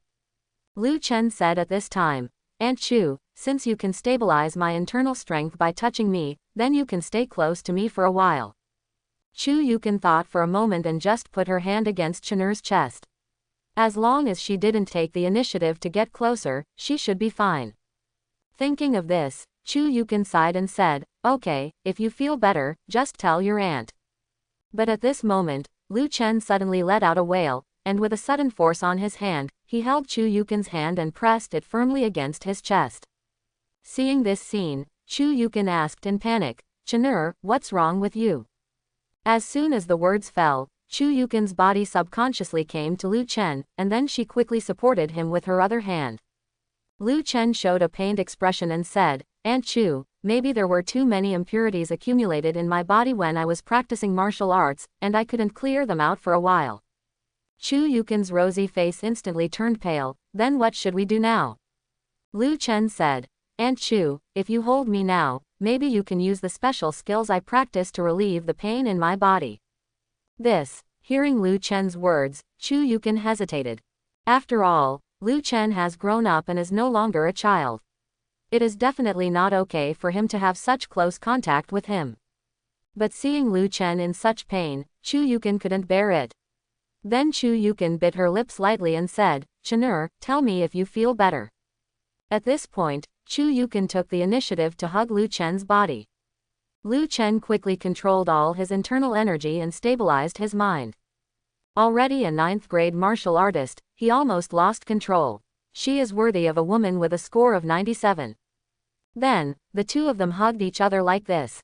After a while, Chu Yukin felt something was wrong. Her body was getting hotter and hotter, and she was getting more and more restless. Chu Yukin gritted her teeth and thought silently in her heart, "This is Sister Yu's child, and she must not have any wrong thoughts." But the more she thought about it, the more panicked Chu Yukin became. Gradually, Chu Yukin's whole body softened. She was originally holding Lu Chen, but now it was Lu Chen holding her delicate body. Seeing Chu Yukin's appearance, Lu Chen knew that Longfeng tea was working. Lu Chen thought to himself, "My dear Aunt Chu, I have let you hide from me for more than half a year, but you can't hide from me today." Just when he was thinking this, a voice suddenly came from outside the door. "My lord, are you in there?" After hearing Mu Zixuan's voice, Chu Yukin, whose brain was already confused and obsessed, suddenly woke up. She quickly pushed Lu Chen hard and said anxiously, Chen'er, let go of Auntie, Zixuan is coming in. Lu Chen felt like crying. My good princess, when won't you come? Why did you come at this time? Then Lu Chen had no choice but to let go of Chu Yukan. However, Chu Yukan did not run away immediately. She looked at Lu Chen and asked with concern, Chen'er, are you feeling better now? Lu Chen nodded and said, well, it's much better. It seems that this is really useful. Aunt Chu, you must help me take care of my body regularly from now on. Chu Yukan said, can't you ask Zixuan and the others to help you? Lu Chen said, Zixuan and the others are not martial artists, they have no inner strength, they cannot do it, and Chinky seems to have no feelings for me, and they cannot meet the conditions for dual cultivation. Hearing Lu Chen's words, Chu Yukan felt that her brain was about to burn out. She quickly said, okay, if you feel uncomfortable in the future, just come to me. I'll go out first. Having said this, Chu Yukan immediately walked towards the door. When Mu Zixuan saw Chu Yukan opening the door, she was stunned for a moment. Chu Yukan quickly explained, I checked Chen'er's body. You guys can chat while I leave first. As soon as the words fell, Chu Yukan ran away quickly. Seeing Chu Yukan's panicked back and her flushed face, Mu Zixuan instantly realized what had just happened. She turned to look at Lu Chen and apologized, Your Majesty, it's all my fault for disturbing your good deeds. I will definitely pay attention to this in the future. Hearing this, Lu Chen smiled slightly, and then said, It's okay, Aunt Chu and I just chatted and didn't do anything shameful. By the way, my beloved concubine, why did you come to see me? Mu Zixuan immediately entered the study and replied, Your Majesty. Mu Zixuan was about to speak when she suddenly smelled a pungent smell. As the princess of Lu Chen, how could Mu Zixuan not know what this smell was? Mu Zixuan glanced at Lu Chen speechlessly, and said that she didn't do anything shameful just now, but the smell in this room was so strong. Seeing that Mu Zixuan suddenly stopped talking and seemed to have a strange expression on her face, Lu Chen knew that Mu Zixuan must have misunderstood, so he immediately added, Oh, by the way, I have expressed my feelings before.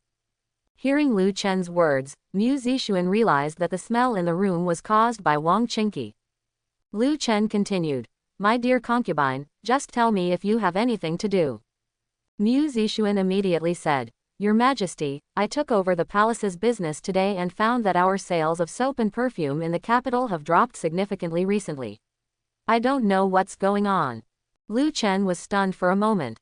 He immediately came to Mu Zixuan, then hugged Mu Zixuan's body and said, My dear concubine, you just gave birth to a child. Why don't you take a good rest and take over the palace's business so quickly? Mu Zixuan said, Your Majesty, I am idle in the palace, and Feng'er is taken care of. In ancient times, when the wives of high-ranking officials gave birth to a child, they usually hired a wet nurse, and the palace was no exception. After Mu Zixuan gave birth to a child, although she would also take care of the child, most of the time it would be taken care of by the palace's wet nurse and maids, and she would be more relaxed. Mu Zixuan is a person who can't sit still. She was a little tired of staying in the palace for so long because of her pregnancy, so she took over the palace's business again just after giving birth. Mu Zixuan continued to ask, Your Majesty, I heard that you formed an organization to collect intelligence. Do you know what happened in the capital? Although Jin Yiwei has not appeared in public, Mu Zixuan often sees some Jin Yiwei who come to report intelligence to Lu Chen in the Heavenly King's house these days, so she also knows something about Jin Yiwei, and also knows that Lu Chen has formed an intelligence agency. Mu Zixuan just gave birth to a child, and Lu Chen would definitely not tell her about the affairs of Duke Emu's mansion. Lu Chen said at this time, the capital city has been relatively turbulent recently. I heard that the commanders of the Forbidden Army have been changed again and again. The poor business in the palace may also be related to the current situation. Mu Zixuan showed a thoughtful expression, and then said, So that's it. I was telling you why the palace's business dropped so fast. Lu Chen basically knew the reason for the decline in Wangfu's business, and it was certainly not just because of the turbulent current situation. Soap, perfume, soap, these are all new things, and they sell very well in the capital and are very profitable. It is impossible for no one to covet them. In the past, Duke Emu's mansion was watching, so no one dared to take advantage of the shops in Bei Wangfu. But now that Duke Emu's family has been exiled, who is still afraid of Duke Emu's mansion? Moreover, the northern king was far away in Beijing and could not control the capital. Bei Wangfu's shop in the capital was probably either robbed or smashed. Some people may have started to wonder about the method of making soap and perfume. In the future, the palace's business philosophy must change.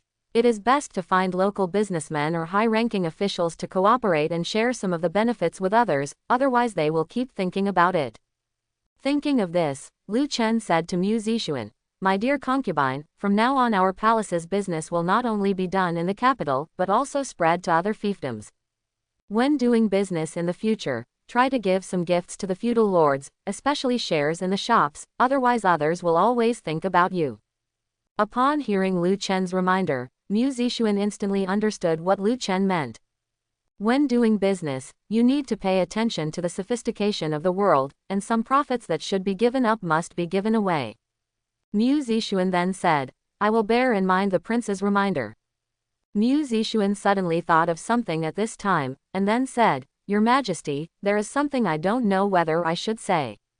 Lu Chen smiled slightly, then scratched the bridge of her delicate nose. "If there is anything else that cannot be said between us husband and wife, please tell me, what is it?"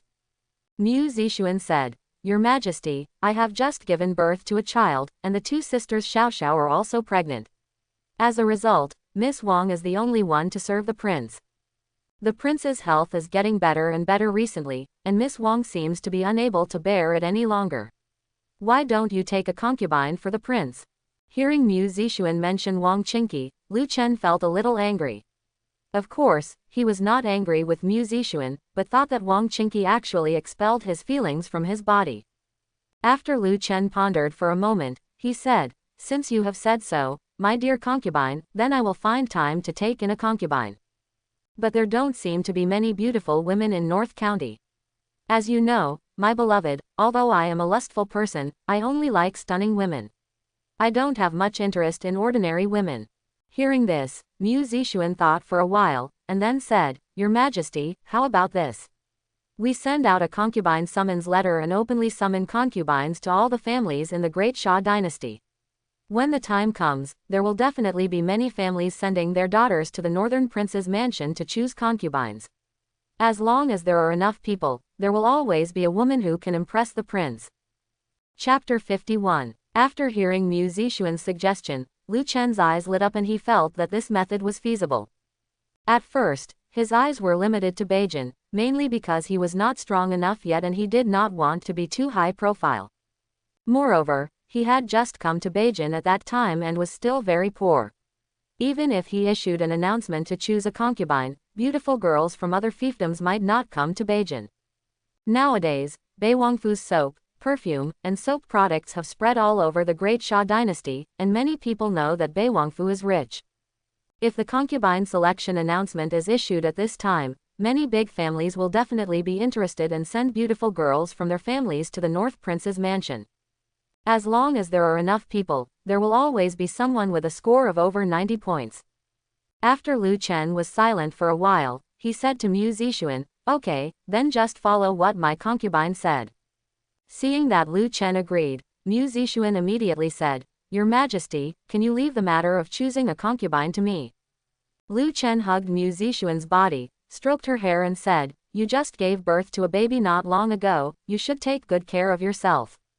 Although Lu Chen is a scumbag, he is not such a beast. His own princess just gave birth to a child and he made her busy and asked her to help take in concubines.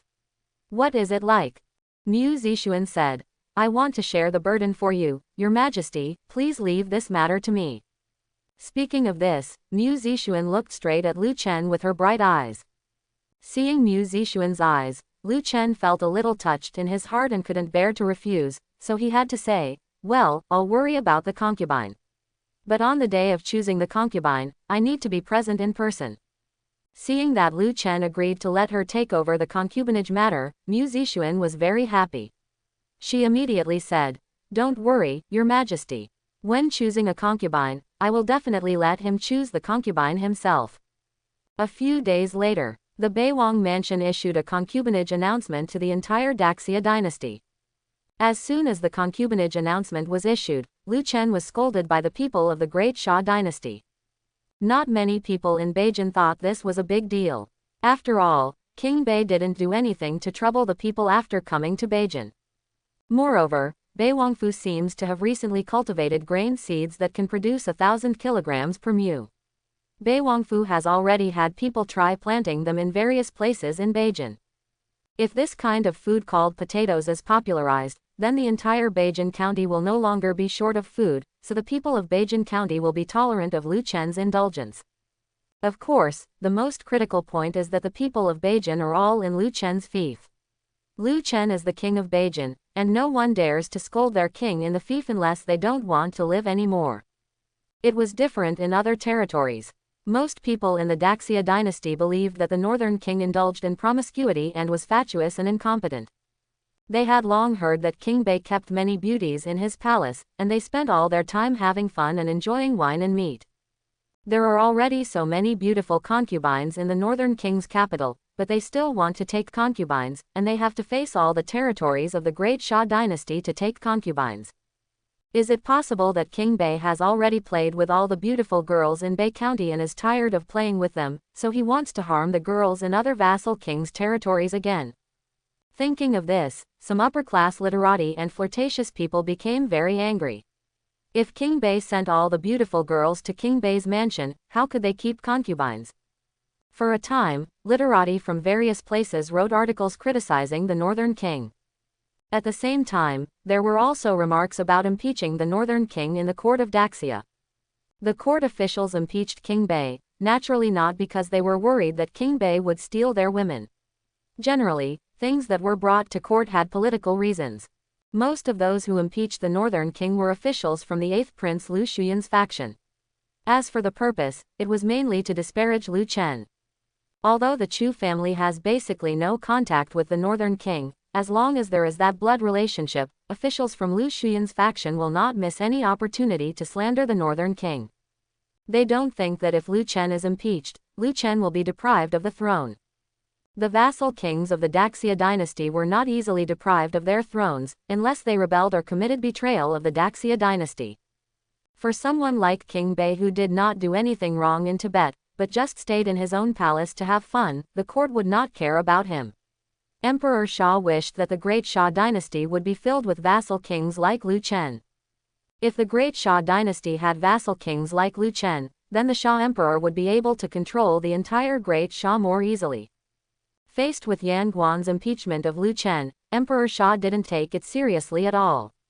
The recent events in the capital were the most important. As for King Bei, as long as he didn't rebel, what he did in Beijing had nothing to do with the court. After leaving the court, Emperor Xia went to the imperial garden. Emperor Xia didn't take the commotion in the court seriously, and it was time to deal with business after the court. At this moment, Imperial Master Situ Ce was already waiting in the pavilion. Unlike the ministers in the court, the Imperial Master does not have to go to court. This is the privilege of the Great Grand Master. When Emperor Xia appeared in the pavilion, a shadow guard wearing black armor appeared in front of him. Your Majesty, I have found out that the remnants of the Chen kingdom entered the palace not to assassinate you, but to find something. Since the remnants of the Chen state entered the palace, Emperor Xia sent people to investigate the purpose of the remnants of the Chen state entering the palace. He didn't believe that the remnants of the Chen kingdom would be so stupid. They dared to enter the palace and assassinate him when they only had 2.5 steps of Grand Master. That was no different from committing suicide. After hearing the shadow guard's words, Emperor Xia narrowed his eyes slightly. As he thought, the remnants of the Chen kingdom did not want to assassinate him, but had an ulterior motive. At this time, Emperor Xia asked Situ Ce in the pavilion, what does the Imperial Master think the remnants of the Chen kingdom are looking for when they enter the palace? Situ Ce said, the only thing that can make the remnants of the Chen kingdom take such a big risk to enter the palace to look for it is the Chen kingdom's jade seal. It is rumored that the jade seal of the Chen state is the key to the Chen state's treasure house. After Daxia captured the Chen state, the location of the Chen state's treasure house has not been found, but I believe that the remnants of the Chen state's royal family must know about it. Quote, if the Chen state wants to recover, it needs money to recruit troops and horses, so they should be eager to open the Chen state's treasury and take out the gold and silver treasures inside. After hearing what Satusi said, Emperor Sha snorted coldly and said, even I don't know where the jade seal of the state of Chen is. They actually want to come to the palace to look for the jade seal of the state of Chen. It's simply ridiculous. At this time, the shadow guard in front of Emperor Sha continued, Your Majesty, my subordinates also found out one more thing. Emperor Sha said calmly, Tell me. The commander of the shadow guards immediately said, My subordinates found out that the remnants of the Chen kingdom seemed to be related to Xuanyu Palace. After the remnants of the Chen kingdom disappeared, the disciples of Xuanyu Palace appeared in the place where they last appeared. Upon hearing the words Xuanyu Palace, Emperor Sha's face darkened instantly, as if the words Xuanyu Palace touched something he didn't want to recall. Emperor Sha then said, I understand. Having said this, Emperor Sha immediately asked, How is Xiaoju doing? The Shadow Guard commander replied, After the 9th prince went to Beijing, he had fun in the palace every day. There was nothing unusual. In addition, the 9th prince's princess gave birth to the prince a few days ago. After listening to the report from the Shadow Guard commander, Emperor Sha said calmly, Okay, you can go down. Yes, Your Majesty, I am resigning. After the Shadow Guard commander left, Emperor Sha put his hands behind his back and looked at the fish swimming in the lotus pond and said, National Master, why do I feel that the Grand Master next to Xiaoju was not sent by Chu Shang, but instead seemed to be placed under his control by Xuanyu Palace? Around. Lu Chen's mother, Chu Yu, was once a member of Xuanyu Palace and was also the divine maiden of Xuanyu Palace. Emperor Sha didn't think about Xuanyu Palace at first. It wasn't until the Shadow Guard commander mentioned it just now that he realized that Lu Chen had a special identity. According to the regulations of Xuanyu Palace, the child born to the divine maiden of Xuanyu Palace is the divine child, so Lu Chen is the divine child of Xuanyu Palace. Thinking of this, Emperor Sha's face became uncertain. Now he regrets sending Lu Chen out to become a vassal. This is an extremely unstable factor. After all, it involves the sects in Daxia. Xuanyu Palace will probably use King Bei to deal with the capital. Now Xuanyu Palace is suspected of colluding with the remnants of the Chen kingdom. Who knows what they want to do? Thinking of this, Emperor Sha sneered and said, The family has not been solved yet, and the sect jumped out again. It really won't let me have an easy day. Hearing this, Satusi said, If Your Majesty is worried about the collusion between King Bei and Xuanyu Palace, why not send a shadow guard beside him to monitor him? After hearing Satusi's words, Emperor Sha pondered for a moment, You should indeed send someone to watch him. After the words fell, Emperor Sha said to him, Commander Bai, I leave this matter to you. You go to Beijing yourself. I want to find out who is the Grand Master who is so kind to Xiaoju and has always been by his side. Be there to protect him. There seemed to be no one behind Emperor Sha at this time, but as Emperor Sha finished speaking, the figure of a woman wearing white clothes gradually emerged. The woman has a graceful figure and a curvy figure, and her face is cold and expressionless. She saluted and said, Yes, Your Majesty. Emperor Sha continued, Okay, go down.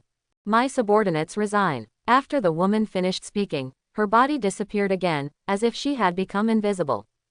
Seeing that Emperor Sha actually asked the deputy commander of the Shadow Guard to go to Beijing in person, Satusi felt a little incredible. Then he asked, Your Majesty, would it be a bit of a fuss to ask Commander Bai to go to Beijing to investigate this matter? Emperor Sha said calmly, Anything related to Xuanyu Palace is not a trivial matter. Seeing that Emperor Sha had said this, Satusi stopped talking. He knew very well that Emperor Sha was very afraid of Xuanyu Palace, which had a lot to do with Chu Yu.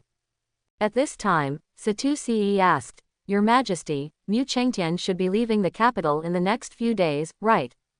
Hearing Satusi mention Mu Chengtian, Emperor Sha's expression changed slightly and became gloomy. What, is the Imperial Master planning to intercede for Mu Chengtian? Hearing Emperor Sha's cold tone, Satusi knew that nothing he could say would be of any use. Emperor Sha was determined to have his own way and must get rid of Mu Chengtian's family. Since there was no point in saying anything, Satusi did not intend to waste any more time. He immediately said, That's not true. I just want to persuade your majesty that if you want to take action against the Zhongnan family, you must have a few confidants around you. Originally, Mu Chengtian could be the sword Emperor Sha used to get rid of the Zhongnan family, but Emperor Sha was afraid of the military power in his hands and insisted on killing him. Now there are fewer and fewer trustworthy people around Emperor Sha, and he may really become a loner in the future. However, Situ-Ce did not intend to interfere too much. As long as the Great Sha dynasty still had the surname Liu, everything had nothing to do with him as the Great Grand Master. Faced with Situ-Ce's reminder, Emperor Sha said nonchalantly, I will remember the Imperial Master's reminder. The 8th Prince's residence. Lu Shuyun looked at the intelligence collected in front of him and said with a sneer, my 9th brother is really stupid and lucky. The soaps and perfumes he makes are so profitable. The battle between princes also requires money to win people's hearts, so Lu Shuyun has always been more concerned about making money. For example, the masters in his mansion were recruited with money. If there was no money, he would not be able to recruit so many masters. Seeing Lu Chen having fun all day long in the palace, not having to do anything, not caring about anything, and making hundreds of thousands of taels of silver by leaving all the palace business to a woman, how could Lu Shuyun not be jealous? He had built so many industries and could not earn hundreds of thousands of taels of silver a month, but Lu Chen, a good-for-nothing prince, could, which made Lu Shuyun feel very unbalanced. After hearing what Lu Shuyun said, the guest next to him whispered, Your Highness, why don't we find a way to go to Beiwang Mansion to steal the soap and perfume making methods and then sell soap and perfume ourselves? Lu Shuyun said calmly, No need, the owner of Blood Moon Tower has already gone to Beijing in person. I think it won't be long before he can bring back the methods of making soap and perfume. Hearing this, Kei Qing's face changed greatly, and he quickly said, Your Highness, you must not touch the 9th prince at this time. If anything happens to the 9th prince, many people in the court will definitely say that it was you who sent someone, Your Highness. Assassinated the 9th prince, this will be very detrimental to your succession. This is a critical period and there must be no room for error. Faced with Kei Qing's persuasion, Lu Shuyun didn't care at all. Now that the situation in the capital is in chaos, not many people care about that good-for-nothing prince in the north. And the barbarians will move north soon. No one will know that Shuiyu Tower did this. The ministers will only focus on the barbarians. Hearing Lu Shuyun's words, Kei Qing's expression froze. It was obvious that the amount of information Lu Shuyun said was so huge that Kei Qing beside Lu Shuyun could not react for a moment. A few days later, at the gate of the capital, prison cars passed by the city gate one after another, but the people did not throw stones or rotten eggs at the prisoners inside the cars as usual. Common people all know that today is the day when Mu Guogong's family is exiled, and the people in the prison van are all family members of Mu Guogong's family. The common people still know who Duke Mu is. He is one of the 2 heavenly kings of the Great Sha dynasty. He was the one who supported the Sha Emperor to ascend to the throne. Although he has fallen to this stage now, the people still respect him in awe. At this moment, on the tower, a man in silver armor looked at the slowly advancing prison car and asked the people around him, Are you all ready? The soldier next to him immediately said, General, don't worry, I guarantee that everything will be perfect. The man nodded with satisfaction, stared at Mu Chengtian in the prison car, and then said to himself, Teacher, have a good trip. The Mu Mansion's exile convoy encountered no danger at all in the first 2 days, and the people in the Mu Mansion even thought that they were fine. But Mu Chengtian is not stupid. Everything they eat and use in the past 2 days must be thoroughly inspected by them. Although the soldiers escorting them are unlikely to do anything to them, they must be on guard against others. And he didn't believe that Emperor Sha would let their family go. After all, he was also one of the 2 heavenly kings of Daxia. Even though his martial arts had been abolished, in Emperor Sha's view, letting him go was still equivalent to letting the tiger go back to the mountain. 2 nights later, Mu's convoy arrived at an inn. There were no villages or shops around the inn, and there was no one very far away. The officer escorting the Mu mansion saw that it was already so late, so he said to Mu Chengtian, Mr. Mu, why don't we rest here tonight? Although Mu Guogong's mansion has been exiled, the escorting officers are still very respectful to their family. The corners of Mu Chengtian's mouth raised slightly, and then he said, Okay, let's rest here for one night. As Mu Chengtian finished speaking, the escorting officers took out the keys of the prison van, opened the door of the prison van, and released everyone from Duke Emu's mansion. Because they were escorting the Duke Emu's family, the guards were not so strict. Usually when they arrived at the resting place, they would open the car door and let them out to rest. At this time, a guard walked into the inn and said to the owner of the inn, "Honor, we are going to stay here today. How many rooms does your inn have?" The shopkeeper said with a smile on his face, "Sir, the inn is full, you'd better go elsewhere." Hearing this, the officer said dissatisfiedly, "What, is it full? Are you kidding me? You have no business here, how can you get so many customers?" The innkeeper said, "Because there is no village in front of us and no store in the back, people passing by this road can only come to our inn to stay." Hearing this, the guard had no choice but to say, "Well, do you have a wider space here? Let's rest tonight." The innkeeper said, "The backyard of our inn is quite spacious. Why don't you spend the night in the backyard?" The servant thought for a while and was about to say something when the innkeeper immediately continued, "If the official stays at our inn, the food and drinks tonight will be free. What do you think?" After hearing this, the guard said without hesitation, "Well, find someone to help us feed the horses." The shopkeeper immediately said, "Okay, I will arrange for someone to feed the horse." The officer then turned around and left the inn, came to Mu Chengtian, and said apologetically, "Mr. Mu, I'm really sorry. This inn is full of people, and I'm afraid you will have to rest in the open air tonight." Mu Chengtian said calmly, "It doesn't matter, you can go and do your work." The servant immediately said, "Okay, I will ask the shopkeeper to bring you some food later." After the words fell, the officer walked away. At this time, two brothers, Mu Jingwu and Mu Xingping, surrounded him. Mu Xingping said, "Dad, why has it been 2 days and no one has taken action against us? Doesn't His Majesty intend to let us go?" Hearing this, Mu Chengtian laughed, and then said, "Why are you so anxious? Aren't they coming soon?" Hearing this, Mu Xingping was startled, and then looked around nervously, "Where are they? Where are they? Why didn't I see them?" Mu Chengtian looked at the inn in front of him and said, "They are waiting for us inside." Hearing this, Mu Xingping and Mu Jingwu both turned their eyes to the inn in front of them. At this time, they saw a few people staring at them upstairs with half-open windows. Seeing that the Mu family noticed the upstairs, those people immediately closed the windows. Seeing this scene, Mu Jingwu and Mu Xingping were shocked. They thought that the emperor had already planned to let them go, but they didn't expect that it was just that the time hadn't come yet. They were afraid that those people would take action tonight. Mu Jingwu then asked, "Dad, what should we do now?" Mu Chengtian said, "Let's talk about it tonight, I want to see who is coming." Mu Chengtian knew in his heart that the emperor would definitely send a grandmaster level master this time, but he was not sure who he would be. There are many masters he can think of, and there are also many who have conflicts with him. Soon, the sun in the sky gradually set. Mu Chengtian and the others were also very energetic. At this moment, a whistle sounded in the yard.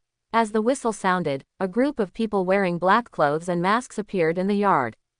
After seeing this scene, the officers escorting Mu Guogong's mansion understood something immediately. They quickly got up and ran away. The men in black did not stop the guards from escaping. After all, their target was not the guards themselves. The men in black took out their bows and arrows and aimed them at the people in Duke Emu's mansion. The men from Duke Emu's mansion immediately stood up and surrounded the men and children. At this time, the women in Duke Emu's mansion were trembling with fear and did not dare to move at all. At this time, the crowd in black gradually dispersed, and a man walked out of the crowd. The man took off his mask, revealing his scarred face. After seeing the man's true face, Mu Chengtian sneered and said, "I just thought of anyone who might come to see me off, but I didn't think of you." Hearing this, the scarred man also smiled and said, "Teacher, if I hadn't come to see you off personally, how could His Majesty be willing to hand over the newly formed Dragon Guard army to me?" The scarred man in front of him is named Chen Pengyi. He was promoted by Mu Chengtian, who can also be regarded as his mentor. On weekdays, in order to repay his teacher's kindness, Chen Pengyi was also very kind to Duke Emu's family. Even when Mu Guogong's palace was implicated due to the Zhou family's rebellion a year ago, it was he who personally begged Emperor Sha for mercy. In the end, Emperor Sha used the Iron Scroll as a counterweight to avoid attacking Mu Guogong's palace. However, what Mu Chengtian didn't expect was that such a person would actually want his own life. Mu Chengtian sighed and said, "People's hearts are really unpredictable. It seems that when you begged the emperor for mercy, it was just to get the Mu family to hand over the Iron Scroll to avoid death. This should be what the emperor asked you to do, right?" Chen Pengyi said calmly, "Teacher, it's already this time, what else is there to say about those things? Why don't you tell me what unfulfilled wishes you have, and maybe the students can fulfill them for you?" Hearing this, Mu Chengtian laughed and said, "Ha ha ha, Chen Pengyi, today I was abandoned by Lu Xingqiu, you never thought that one day you would also be abandoned by Lu Xingqiu. By that time, I'm afraid your end will be even more miserable than mine." Chen Pengyi said with a nonchalant expression, "Teacher doesn't need to worry about this. I will never follow the teacher's path. Okay, since the teacher has nothing to say, please go on your way."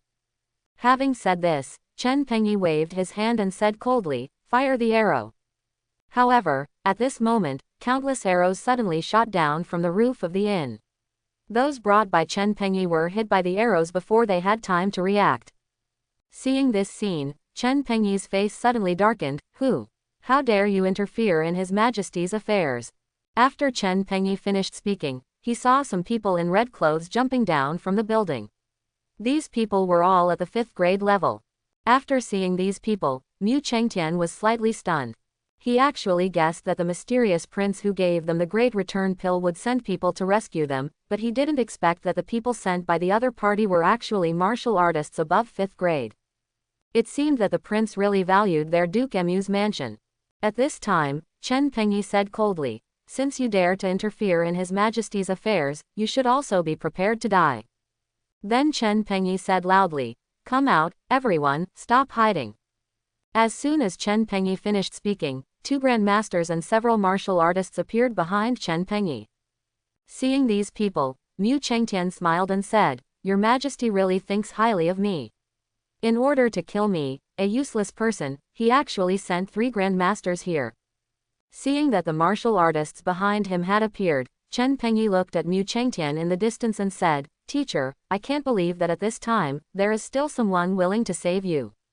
It seems that the teacher doesn't want to appear so loyal and patriotic. If the teacher is truly loyal and patriotic, he should commit suicide immediately." As soon as he finished speaking, Chen Pengyi kicked off his legs and rushed towards Mu Chong. In just a blink of an eye, he was in front of Mu Chengtian.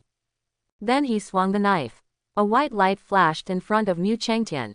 Just when Chen Pengyi thought Mu Chengtian was certain to die, suddenly, a force spurted out of Mu Chengtian's body, and then, his body was wrapped in a ball of gas. The next moment, Mu Chengtian raised his hand and caught Chen Pengyi's blade with his bare hands. Seeing this scene, Chen Pengyi was stunned, as were the 2 grandmasters behind him and the martial artists who came to kill him. They heard that His Majesty gave the male power dispersing pills to Duke Emu's mansion. The men in Duke Emu's mansion no longer had any kung fu in their bodies. At most, they were stronger and stronger than ordinary people. But judging from the aura released by Mu Chengtian, it was clear that he was still a grandmaster. There is a gap between grandmaster and grandmaster. There are many grandmasters in Daxia, but why can Mu Chengtian become the so-called heavenly king? He was not just as simple as supporting the Xia Emperor's ascension. In the Great Xia dynasty and in the Grandmaster realm, there were few opponents of Mu Chengtian, so he was able to become the heavenly king. Chen Pengyi said in disbelief, How could you not have lost your power?" Chen Pengyi's tone was trembling. As Mu Chengtian's student, he had followed Mu Chengtian in many battles. He knew Mu Chengtian's strength very well. "I originally thought that getting rid of Mu Chengtian this time would be a very easy job, and it would make Emperor Xia trust him more, but I didn't expect that Mu Chengtian didn't dissipate his power. What a joke! Mu Chengtian is the god of war, an existence that is said to be invincible in the Grandmaster realm. When they first arrested Mu Guogong's family in the capital, even the great Grandmaster Situ Ce personally came forward, otherwise how could the Great Xia dynasty easily capture Mu Chengtian? But now he was told that Mu Chengtian had not lost his power. Isn't this killing yourself? There was a trace of panic on Chen Pengyi's face. He knew very well that he was no match for Mu Chengtian. If Mu Chengtian had not lost his skills, he would have almost no chance of winning. But at this moment, a grandmaster behind Chen Pengyi said, "No. Mu Chengtian has not fully recovered his strength. His protective aura is unstable, and at most he can only exert half a grandmaster's strength." After all, they were all grandmasters, and they could tell at a glance whether Mu Chengtian's strength had fully recovered. Mu Chengtian's strength has indeed not fully recovered. Although the Great Return Pill can help Mu Chengtian recover his skills, Mu Chengtian only needs a period of adjustment to return to his peak, but the time is too short after all. There wasn't that much time for Mu Chengtian to recover, so it was pretty good to be able to exert even half a step of Grandmaster's strength. After hearing the words from the Grandmaster behind him, the panic on Chen Pengyi's face was instantly wiped away, replaced by an unbridled smile. "Teacher, you really shocked this disciple." "Exactly. Since you have not lost your skills, teacher, let me, my disciple, experience your strength." As he spoke, Chen Pengyi suddenly used his arm to pull the knife out of Mu Chengtian's hand, and then struck Mu Chengtian with another knife. The sharp sword wind swept towards Mu Chengtian in an instant. This time, Mu Chengtian did not directly catch it, but directly avoided it. At the same time, the two grandmasters behind Chen Pengyi also joined the battle. Although Mu Chengtian is at the end of his strength, they will not be careless until Mu Chengtian is dead. After all, Mu Chengtian was the heavenly king of the Great Xia dynasty. In order to kill Zhou Wangtian, the Great Xia dynasty even dispatched the Great Grandmaster. Although Mu Chengtian's skills have declined now, he is still not that easy to deal with. Seeing that Mu Chengtian was besieged by three grandmasters, Mu Jingwu and Mu Xingping rushed over, intending to help Mu Chengtian. The two of them only have the strength of 8th grade at most, so they are naturally no match for the Grandmaster. However, the two of them can alleviate the trouble caused by the other two Grandmasters to Mu Chengtian. As Mu Xingping and Mu Jingwu joined the battle, the martial artists brought by Chen Pengyi also took action. After that, the sounds of clashing swords and fighting continued to be heard in the backyard of the inn. Fortunately, the mysterious martial artists in red clothes protected the Mu family members. Although Mu Chengtian and the others were suppressed and beaten by the three great grandmasters, Chen Pengyi and the others had no way of approaching the Mu family members. However, Chen Pengyi and the others are three grandmasters after all, and there are several 9th grade masters on the other side. Those red-clad martial artists will soon be no match for them. At this time, Mu Chengtian was accidentally hit by one of the grandmasters. He instantly stepped back more than 10 steps and did not stop until he hit the wall of the courtyard. Seeing that Mu Chengtian was injured, Chen Pengyi smiled and said mockingly, "Teacher, it seems you are old." Hearing this, Mu Chengtian snorted coldly, and then said, "Chen Pengyi, even if I die today, I will definitely drag you down." As he spoke, Mu Chengtian's aura instantly rose. Chen Pengyi's expression changed, and he immediately said, "No, he is going to use the blood-burning method. Stop it quickly." Ah, poof. Just when Chen Pengyi wanted to ask the two grandmasters around him to stop Mu Chengtian from using the blood-burning method, a sword instantly penetrated Chen Pengyi's body, and Chen Pengyi didn't even have time to release the grandmaster's body-protecting energy.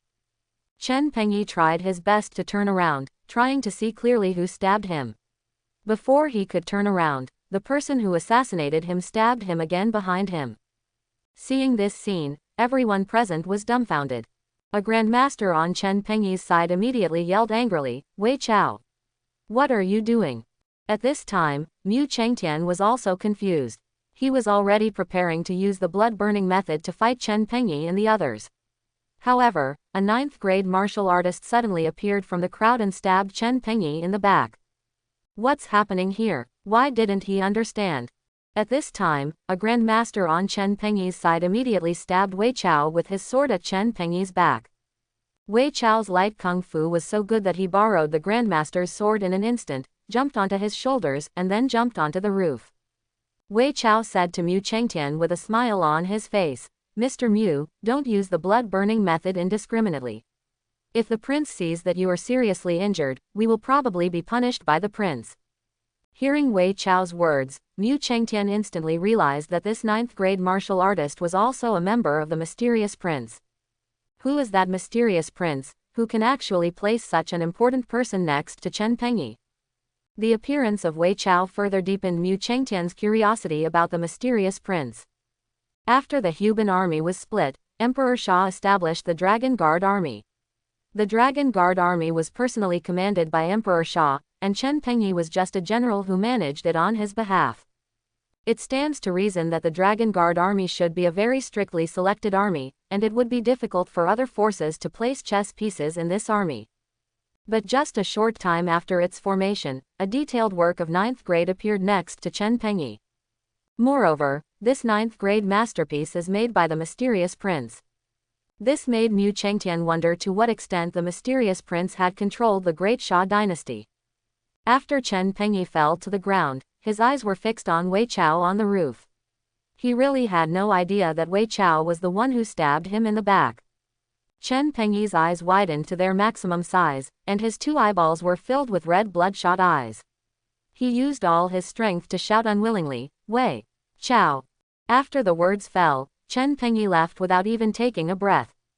At this time, the Grand Master on Chen Pengyi's side looked at Wei Chao and said, "Wei Chao, do you know what you are doing? If you mess up His Majesty's plan, you and everyone in your family will pay the price." Wei Chao just smiled and said nothing. At this time, the air seemed to suddenly freeze, and the surrounding area instantly became quiet. The sound of swords clashing in the courtyard had also become quieter. This was not because Chen Pengyi and the others were all dead, but that people suddenly felt extremely depressed for some unknown reason. At this time, everyone heard a man's voice coming from the door of the courtyard. "The shadow guards are almost here, and the farce must end." Feeling that something was wrong, a Grand Master immediately said in the direction of the sound, "Who is it?" As soon as the Grand Master finished speaking, a cold light struck. Before the Grand Master could resist, his head instantly flew into the air. At this time, another Grand Master reacted, and he immediately attacked the figure. However, the next moment, another cold light flashed through, and his head flew into the air. Kill the Grand Master with one strike. Seeing this scene, everyone present was stunned. When the bodies of the 2 Grand Masters brought by Chen Pengyi slowly fell to the ground, Mu Chengtian finally saw the appearance of the people who came. The man was wearing red clothes and holding a long knife in his hand. After killing 2 people, there was no trace of blood on his knife. The man put the knife directly into the scabbard. Mu Xingping couldn't help but said at this time, "Great Grand Master." Mu Jingwu said from the side, "No, it's not the Great Grand Master. The Great Grand Master's momentum is even stronger, but his strength is probably close to the Great Grand Master." As soon as Mu Jingwu finished speaking, the man spoke to the air behind him, "Everyone, it's time to clear the place." After he finished speaking, several 9th grade martial artists appeared behind him, but these 9th grade martial artists were very strong. In just a short period of time, they killed all the martial artists brought by Chen Pengyi. Mu Chengtian stood motionless, feeling incredible. Because he knew the person who came. This person turned out to be the owner of Yuelai Restaurant in Beijing. Mu Chengtian liked the food at Yuelai Restaurant very much. Before his daughter married the 9th prince, he often went to Yuelai Restaurant to drink, so he knew the owner of Yuelai Restaurant quite well. Mu Chengtian always believed that Yuelai Restaurant was the property of the 8th prince Lu Shuyun, so he stopped going to Yuelai Restaurant to drink after Mu Zixuan married the 9th prince. As a result, the person who came to save them today was actually the owner of Yuelai Restaurant. And he didn't know before that the owner of Yuelai Restaurant was a strong man who could kill 2 Grand Masters instantly. Not to mention that he has not recovered his strength now, even at his peak, he could not kill 2 Grand Masters in an instant. It's enough to show how powerful the owner of Yuelai Restaurant is with swordsmanship. No, he is not just a swordsman. His knife is not simple either. After killing someone, not even a drop of blood was stained. Mu Chengtian has never heard of any kind of knife that can do this. After coming back to his senses, Mu Chengtian said with a smile, "I didn't expect that the 8th prince has such a powerful person under his command. Boss Liang, you really hide your secrets. It seems that the prince you are talking about is the 8th prince. Although it is a bit unbelievable, after all, Liang Zong has already appeared here, and Liang Zong is indeed the owner of the restaurant under the name of the 8th prince, so he should be the 8th prince's person. But Mu Chengtian couldn't understand even more why the 8th prince would send someone to save him. You must know that the 8th prince is in the capital.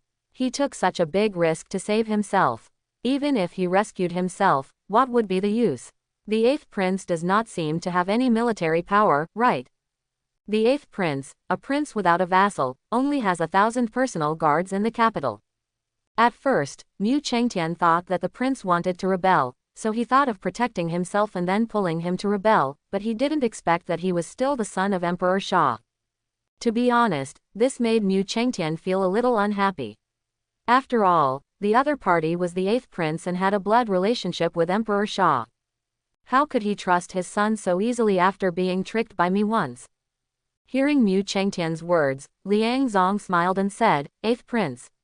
No, no, no, the 8th prince is not qualified for me to serve him. Liang Zong's words immediately made Mu Chengtian dumbfounded.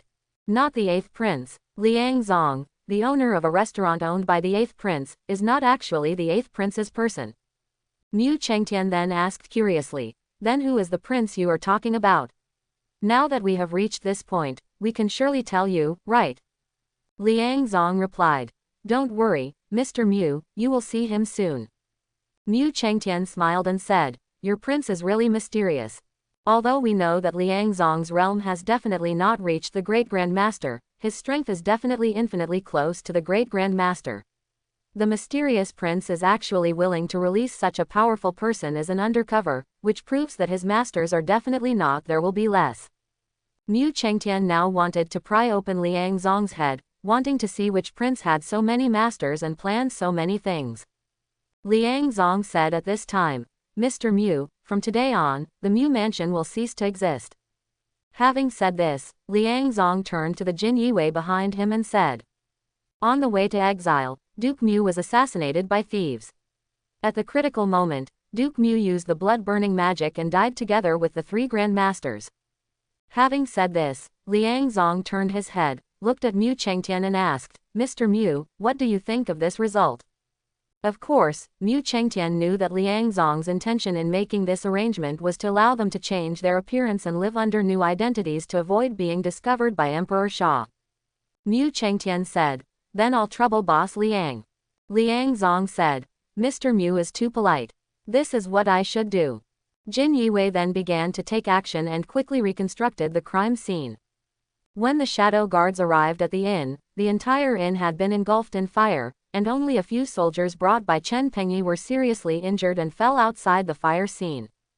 In the early morning, a convoy was driving on the bumpy road. The convoy was very quiet, and the only sounds from the few houses on the road were the horses' hooves and wheels. After a night of traveling all night, everyone in the Mu mansion was already tired. At this time, most of the female family members of the Mu mansion closed their eyes and fell asleep. But at this time, the men in Mu mansion could not sleep for a long time. Especially Mu Chengtian and his son. They sat on the carriage and looked at the mountains in the distance, not knowing what they were thinking. At this time, Mu Chengtian suddenly said, this is the way to Beijing. Hearing this, Mu Jingwu and Mu Xingping, who were already a little tired, instantly became energetic. Mu Xingping immediately asked, Dad, did you read that correctly? Mu Chengtian looked at the green mountains in the distance and replied, I have gone to Beijing many times to resist barbarian invasions. How could I be wrong? This is indeed the way to Beijing. Speaking of this, Mu Chengtian frowned. Last night, Liang Zong didn't tell them where they were going. After they got on the carriage, Liang Zong's people immediately led the way.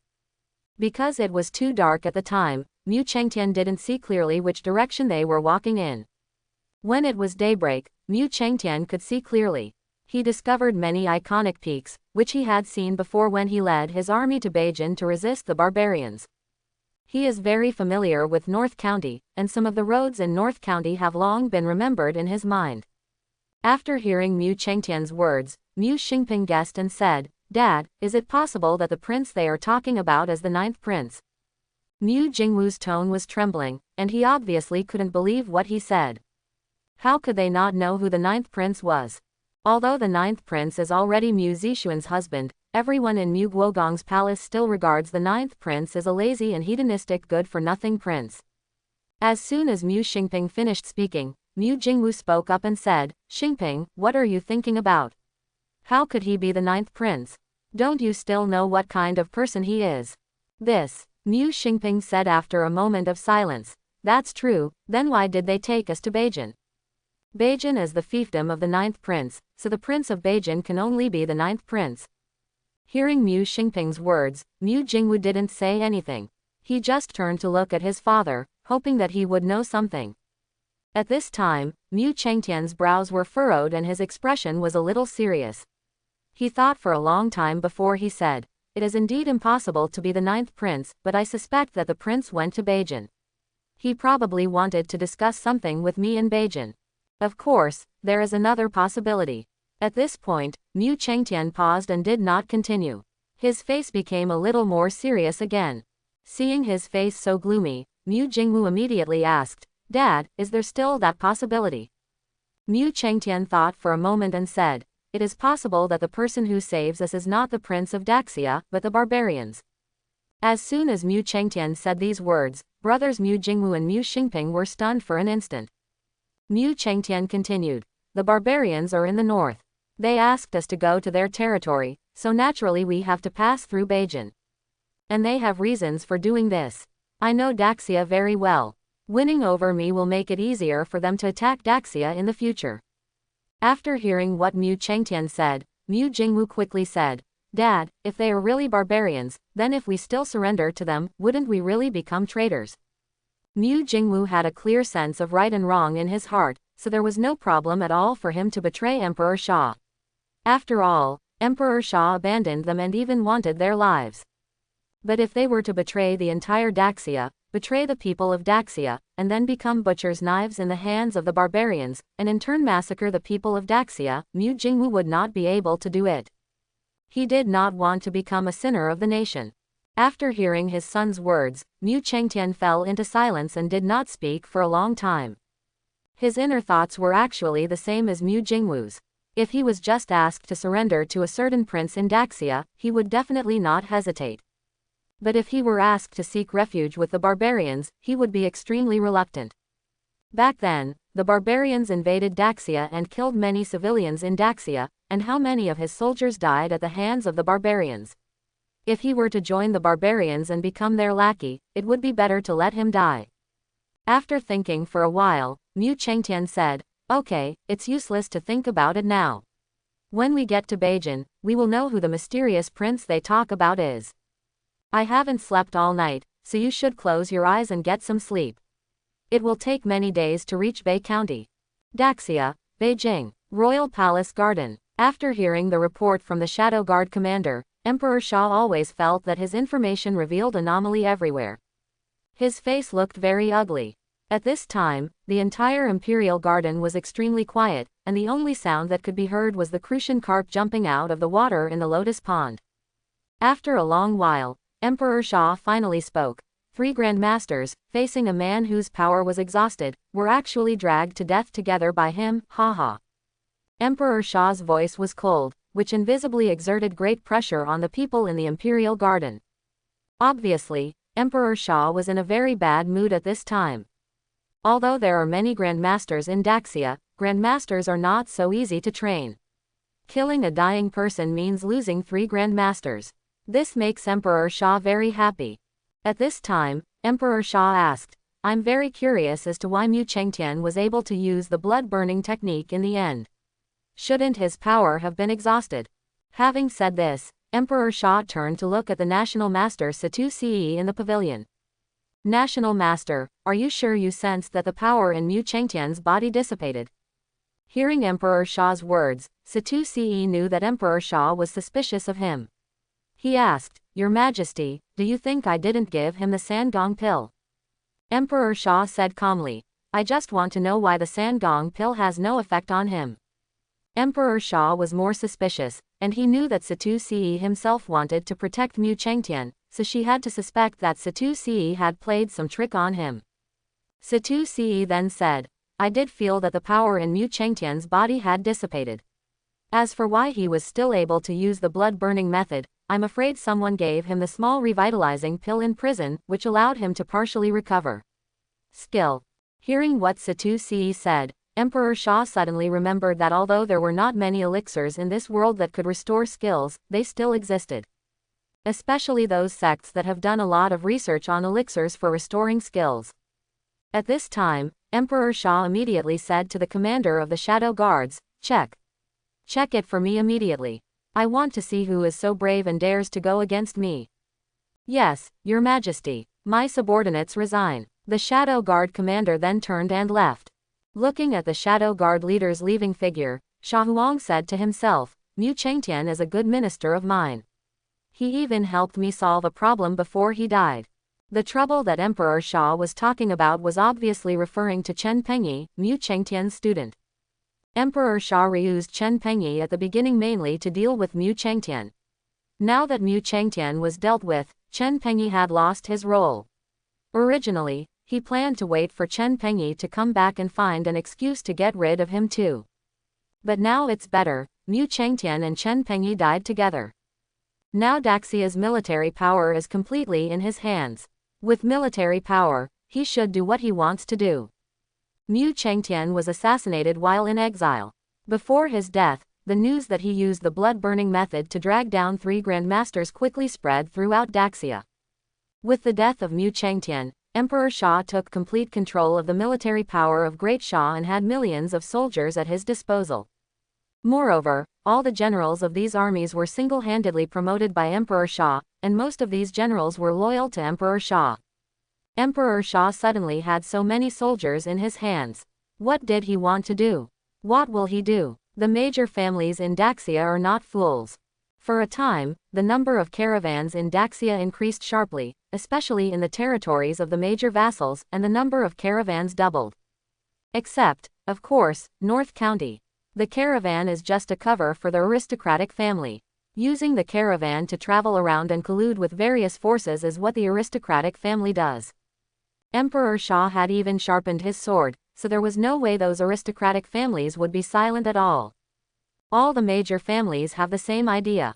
Since Emperor Sha is dishonest and disobedient, then change to another emperor. Throughout the dynasties, emperors have tried to eliminate aristocratic families. Some emperors used imperial examinations to weaken the foundation of aristocratic families, some emperors restricted aristocratic families in terms of land, and some emperors suppressed aristocratic families in business. But the effectiveness of those methods is still limited.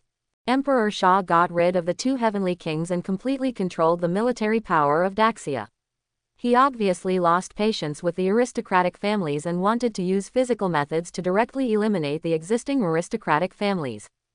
Emperor Sha's actions were so fast and so purposeful that he naturally quickly attracted the attention of the major families, especially the Zhongnan family. Since Chu Yu passed away due to unknown reasons, Chu Shang has been guarding the capital over the years and has sent many spies to the capital. He will know about any trouble in the capital. After learning that Mu Chengtian was dead and that the military power was in the hands of Emperor Sha, Chu Shang couldn't sleep well these days, always feeling that the Chu family was an imminent disaster. Chu family, courtyard. Chu Shang was sitting in the pavilion, looking at the intelligence coming from the capital, with a worried look on his face. At this time, 2 white-haired old men came to the pavilion, and one of them said, "Brother, you have also seen Emperor Sha's actions. Shouldn't our Chu family be prepared?" After hearing what his second brother Chu Liang said, Chu Shang was silent for a moment, and then said, "I have sent someone to contact King Qi. I believe there will be results soon." Hearing this, Chu Liang said dissatisfiedly, "Brother, what is the use of King Qi? He is just a loser. Do you still expect him to rebel?" Chu Shang's idea was to use the vassal king to restrict Emperor Sha, forcing Emperor Sha to give up attacking the aristocratic family, or to encourage the vassal king to rebel, so that Emperor Sha had no energy to deal with the aristocratic family. Of course, if there was a vassal king who could defeat Emperor Sha, then he would. It couldn't be better. King Qi was the vassal king who was most dissatisfied with Emperor Sha. Since Emperor Sha ascended the throne, he had targeted King Qi many times, so the first person chosen by Chu Shang to incite rebellion was King Qi. But obviously, the second brother Chu Liang had his own ideas. Chu Liang said at this time, if you ask me, we should directly find someone to assassinate Emperor Sha. If he dies, all problems will be solved. The third brother Chu Song asked at this time, if Emperor Sha dies, then who should we support to ascend to the throne? Chu Liang said matter-of-factly, it doesn't matter, of course I support the 8th prince. If you don't support the 8th prince, do you still want to support that loser from Beijing who spends all his time drinking and drinking? Besides, the 8th prince's mother comes from the Wang family, a Zhongnan family. He can't be as whimsical as me and want to attack families like ours, and our Chu family happens to have a good relationship with the Wang family.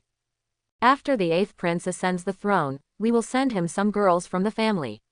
If the girls from the Chu family can have children of the 8th prince as soon as possible, it is not impossible to compete for the position of queen. After listening to Chu Liang's words, Chu Song said, second brother, why do I feel that the 9th prince is better? If he indulges in pleasure in the palace, wouldn't it be easier for us to control him? Whoever we want him to make as queen, whoever will be made the queen. Chu Liang snorted coldly and said, you think I haven't thought about it this way? He is just a loser who can't support the wall. If you really choose him, do you think he can balance the interests of the major families? Moreover, the resistance in the court will be greater, and those ministers will not agree. Among the princes, all of them are qualified, but he is not. Don't forget, he is Chu Yu's child, and his relationship with Xuanyu Palace is unusual. If he really comes to power, will it be our turn to control him? Chu Song said, second brother, what you said makes sense.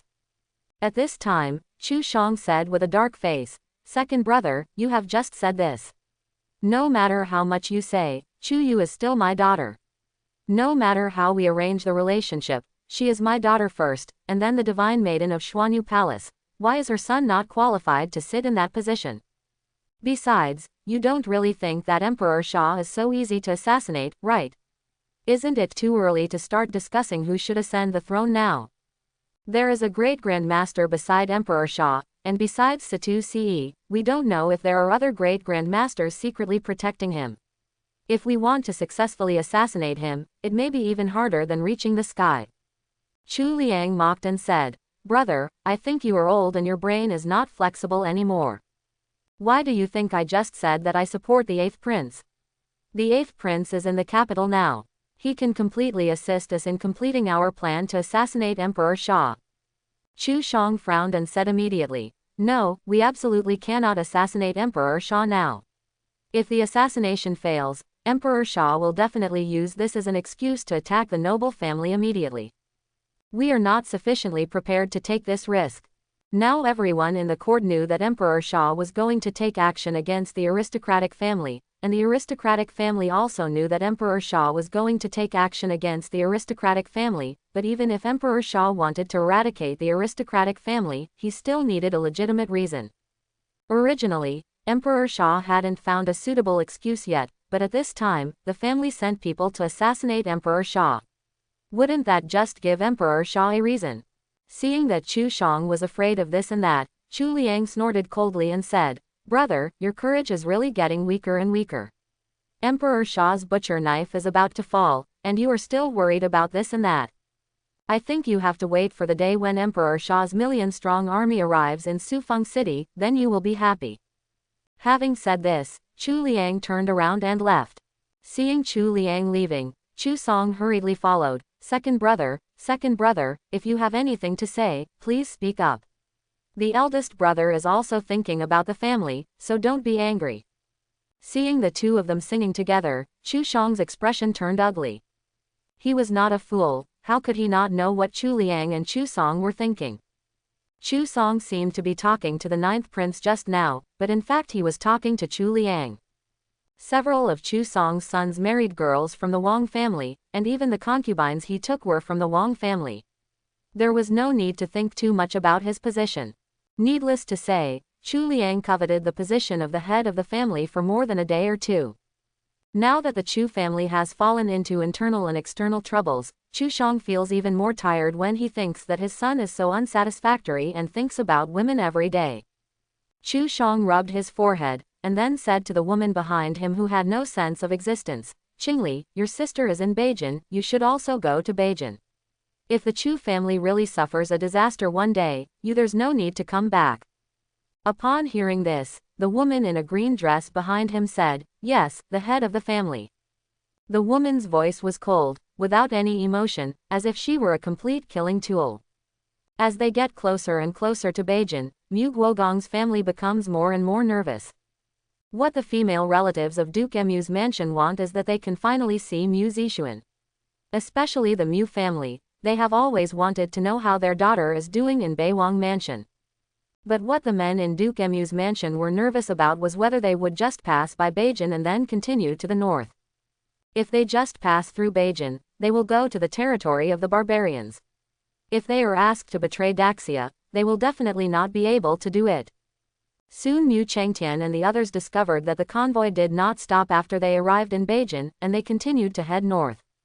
This made Mu Chengtian's heart suddenly lift. Is it possible that these people are really the work of the barbarians? Then Mu Chengtian stuck his head out of the carriage, looked at the Jin Yiwei riding outside and asked, "Little brother, where are we going?" The Jin Yiwei soldiers immediately replied, "Mr. Mu, our destination is Yanchang. It will take a few days to arrive." Hearing the Jin Yiwei soldiers tell them their specific destination, Mu Chengtian breathed a sigh of relief. It turned out that he was going to Yanchang. Then Mu Chengtian retracted his head into the carriage. At this time, Mu Xingping asked, "Dad, I remember that the Northern King is in Yanchang. Is the mysterious prince they talked about really the Northern King?" Mu Chengtian shook his head and then said, "It can't be him. Yanchang is the most prosperous city in Beijing. It's not surprising that the mysterious prince would see us in Yanchang." Mu Chengtian didn't think Lu Chen was such a huge force at all. After all, everyone knew what kind of prince Lu Chen was. A few days later, Beijing, Yanchang. The Mu Mansion convoy dressed as a caravan slowly entered Yanchang. After discovering that Yanchang had arrived, the people in the carriage opened the curtains and looked at everything outside. At this time, Mu Chengtian was closing his eyes to nurturing spirit. Mu Jingwu reminded, "Dad, we have arrived at Yanchang." After hearing Mu Jingwu's reminder, Mu Chengtian opened his eyes and looked out the window. Although Yanchang is the most prosperous city in Beijing, at a glance, you can see the difference between Yanchang and other cities in Daxia. Most of the people on the road were wearing patched clothes, and they were very patched. Many people had no shoes on their feet and walked barefoot. If I had to find something that could praise Beijing, it would be that the eyes of the people are bright and they look very energetic, as if they are full of expectations for the future. At this time, Mu Xingping said, "I didn't expect that Yanchang, the most prosperous city in Beijing, is still so poor. It seems that it may not be easy for Beijing to develop. I don't know how my little sister is doing in Beiwang Mansion." Mu Jingwu said, "Don't worry, although Beijing is poor, Beiwangfu is not poor at all. I heard that Beiwangfu can earn hundreds of thousands of taels of silver a month by selling perfume and soap." At this moment, Mu Chengtian's thoughts were not in the carriage. He just wanted to meet the mysterious prince. He was already planning in his mind what he should do if the other party was a barbarian. At the same time, North Palace. Lu Chen had just finished exercising with Wang Qingqi and was now in the pavilion selecting portraits of women who had taken concubines in the palace. Although Mu Zixuan has already chosen her once, she is Lu Chen's concubine after all, so she must still show it to Lu Chen. But Lu Chen doesn't particularly care about portraits. Portraits are even more outrageous than modern photoshops, which are based on the original drawings, and the portraits are purely subjective strokes by the artist himself. However, Lu Chen still reluctantly selected some more beautiful portraits of women. Anyway, this was the primary election, and the real concubine selection still required him to see it in person. Without taking a look in person, he wouldn't know how many ratings those women had. At this moment, a guard in brocade clothes entered the courtyard. "Your Majesty, Duke Mu's family has arrived." Upon hearing this, Lu Chen immediately got up from the stone bench. Their family finally arrived, which was a surprise for Mu Zixuan. Then Lu Chen said, "Arrange for us to meet immediately." "Yes, Your Majesty." After reporting the situation, the armored guard turned around and left. Mu's motorcade finally stopped at Yanchang Yuelai restaurant. After entering the restaurant, a middle-aged man who was 8 feet tall and extremely strong came to Mu Chengtian. Seeing the man in front of him, Mu Chengtian was startled. Another Grand Master. Just how terrifying is the power under that mysterious prince? In just a short time, they have already met 2 Grand Masters. Qin Yushan said at this time, Mr. Mu, you 3, please come with me. Qin Yushan was naturally talking about Mu Chengtian and his 2 sons. After hearing the words of the man in front of them, Mu Chengtian and the 3 of them knew that they were probably going to meet the mysterious prince next. When they thought of this, the 3 of them were extremely excited. Immediately, Mu Chengtian and the others separated from the female members of the Mu family. The female members of the Mu family went to the backyard of the restaurant, while Mu Chengtian and the others followed Qin Yushan to the 2nd floor. However, when they arrived at the private room on the 2nd floor, they did not see the mysterious prince. Qin Yushan said at this time, Mr. Mu, please wait a moment, our prince will be here soon. Mu Chengtian didn't think much, he just had to wait. Time passed by minute, and after about 2 quarters, the door of the private room was opened. After hearing the movement at the door, Mu Chengtian and the others immediately stood up from their stools. Their eyes were fixed on the door, wanting to see who showed up. However, when the door slowly opened, a familiar face appeared in front of the 3 of them. Seeing the person coming, Mu Chengtian was immediately dumbfounded. He murmured, Bei, King of the North. Not only was Mu Chengtian dumbfounded, his 2 sons also stayed where they were. It's not like they don't know who King Bei is. Mu Chengtian still remembered that he had met Bei Wang when he left the capital. At that time, Bei Wang's mind was still very immature and he didn't even know the political taboos. Such a person with no knowledge or skills and no political acumen actually holds such a huge power in his hands. Mu Chengtian couldn't help but wonder, could it be that King Bei had been hiding his clumsiness in the past, pretending to be a loser, making people really think that he didn't understand anything? If this is the case, then King Bei is too scheming. King Bei not only deceived them, but also deceived all the people of the great Xia dynasty. The 3 of them didn't think that King Bei was the mysterious prince until they entered Bei County, but in the end, it was King Bei himself who they saw. King Bei has such a deep scheming, and also has such a huge power in his hands, there is no need to guess what he wants to do. Seeing Mu Chengtian and the others looking at him in disbelief, Lu Chen asked with a smile, Father-in-law, you seem surprised to see me. Hearing Lu Chen's words, Mu Chengtian, his father and his son came back to their senses. They quickly saluted and said, See the King of the North.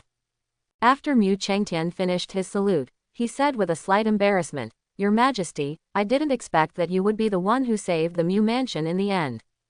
On their way to Beijing, Mu Chengtian and the others had not thought that the mysterious Prince Liangzong and the others mentioned was the Beiwang. After all, Beijing was the fiefdom of the Beiwang. But the idea that that mysterious prince is the North King only flashed through their minds, and they quickly denied it in their hearts. However, the person who stood in front of them in the end was King Bei himself. This shocked them extremely. They really couldn't believe that King Bei, who was rumored to be uneducated and dissolute, could hide so deeply. Judging from the fact that King Bei was able to produce the Great Return Pill and that he had such a huge power in his hands, if he participated in seizing the throne, the eldest prince would definitely not be his opponent. At this time, Mu Chengtian and his son had a question in their hearts at the same time. Why did the Northern King still hide his clumsiness when he had such a huge power? If he participates in seizing the heir, and has the power in his hands and the support of the Zhongnan family, then the position in the capital is likely to be his. Now that the King of the North has been driven to Beijing, if he still wants the position in the capital, he will eventually have to raise an army. But Mu Chengtian and the others also saw the conditions in Beijing. If they raised troops in Beijing, it would be difficult to defeat the elite soldiers of Daxia. Even if they win the battle, Daxia will definitely destroy all lives, leaving King Bei with another mess. Lu Chen said at this time, You all should sit down, don't stand. Having said this, Lu Chen entered the private room, and the guard in uniform at the door then closed the door. After Lu Chen entered the private room, Mu Chengtian asked directly, My lord, you have such a huge power, why did you hide your clumsiness in the capital in the first place? Lu Chen said calmly, If the trees are beautiful in the forest, the wind will destroy them. My father-in-law is now in his prime. If he knows that I have such a huge power in my hands, what do you think my father-in-law will do? Upon hearing this, Mu Chengtian and the others reacted instantly. As a prince, King Bei had such huge power in his hands and had his own people in the army. If Emperor Sha knew about it, he would definitely be suspicious of him. You, a prince, have been vigorously cultivating your own power and winning over soldiers in the army when your father was still in his prime. What do you want to do? However, Mu Chengtian still didn't understand. Even if King Bei had a huge power in his hands, there was no need for him to pretend to be a waste. He just had to not reveal his trump card. Although he was confused, Mu Chengtian no longer planned to continue asking. After knowing that King Bei was a very scheming person, Mu Chengtian no longer regarded King Bei as a political novice. He now only believed that King Bei must have done this carefully. King Bei must have a bigger plan. Although the North King is also a bloodline of the Sha Emperor, because the North King rescued the Mu Mansion, and Mu Zixuan was the Bei King's princess, Mu Chengtian had no psychological grudge against Lu Chen. Mu Chengtian said at this time, "The King of the North saved our Mu Mansion. If the King of the North needs me in the future, I, Mu Chengtian, will be utterly devastated." Mu Chengtian's words were equivalent to a direct declaration of allegiance to Lu Chen. After hearing what Mu Chengtian said, Mu Xingping and Mu Jingwu quickly saluted and said, "We also swear to follow the Northern King to the death." Lu Chen said with a smile, "We are all a family, so don't say such things." Having said this, Lu Chen looked at Mu Chengtian and asked, "Father-in-law, there is actually a question that I have been confused about, but I can't find anyone to ask it. You just happen to be here, and I want to ask you for advice." When Lu Chen talks to his own people, he will not call himself, "my king." Using "I" can better shorten the distance between people. However, Mu Chengtian is a relatively conservative person. Although Lu Chen is his son-in-law, he is still a prince. In Mu Chengtian's eyes, Prince Lu Chen's status is greater than that of his son-in-law. Mu Chengtian still said respectfully, "Your Majesty, please explain." Lu Chen then asked, "It stands to reason that if my father wants to get rid of the noble family, he will definitely need a sharp sword. There is no doubt that you, father-in-law, are the most suitable, but why?" Lu Chen did not continue. After all, it involved Mu Chengtian's sadness. Mu Chengtian instantly understood the question Lu Chen wanted to ask. He sighed and replied, your Majesty has never trusted me. In other words, in his eyes, I am not that sharp sword. Even if it is a sharp sword, it can only be the sword of a noble family." Mu Chengtian originally wanted to call Emperor Sha by his first name, but thinking that King Bei was the son of Emperor Sha, it was not good to call Emperor Sha by his first name in front of him, so he finally called Emperor Sha, Your Majesty. At this time, Mu Chengtian thought of something, so he continued, "And I suspect that Your Majesty already has a sharper sword in his hand." Hearing Mu Chengtian's words, Lu Chen fell into deep thought. After a while, Lu Chen said, "The Mu Mansion is gone. I have prepared a new residence for you, but I'm afraid you will need to change your surname in the future." Mu Chengtian immediately said, "Thank you, King Bei. It would be good to survive." As for changing their surnames, Mu Chengtian didn't care that much. As long as Emperor Sha died, their surnames could be changed back. At this time, Mu Chengtian asked tentatively, "My lord, what are your plans after coming to Beijing?" From Mu Chengtian's point of view, the Northern King had such a powerful force in his hands that he could not be willing to be an idle prince in Beijing. Mu Chengtian wanted to seize this opportunity. As long as the Northern King ascends the throne and becomes the new Sha Emperor, the Mu Mansion can still be as glorious as it once was. Although the Mu family fell to this state because of Emperor Sha, Mu Chengtian did not have much hatred for Lu Chen, the son of Emperor Sha, because this was a political struggle and the interests of his son and Lao Su were different.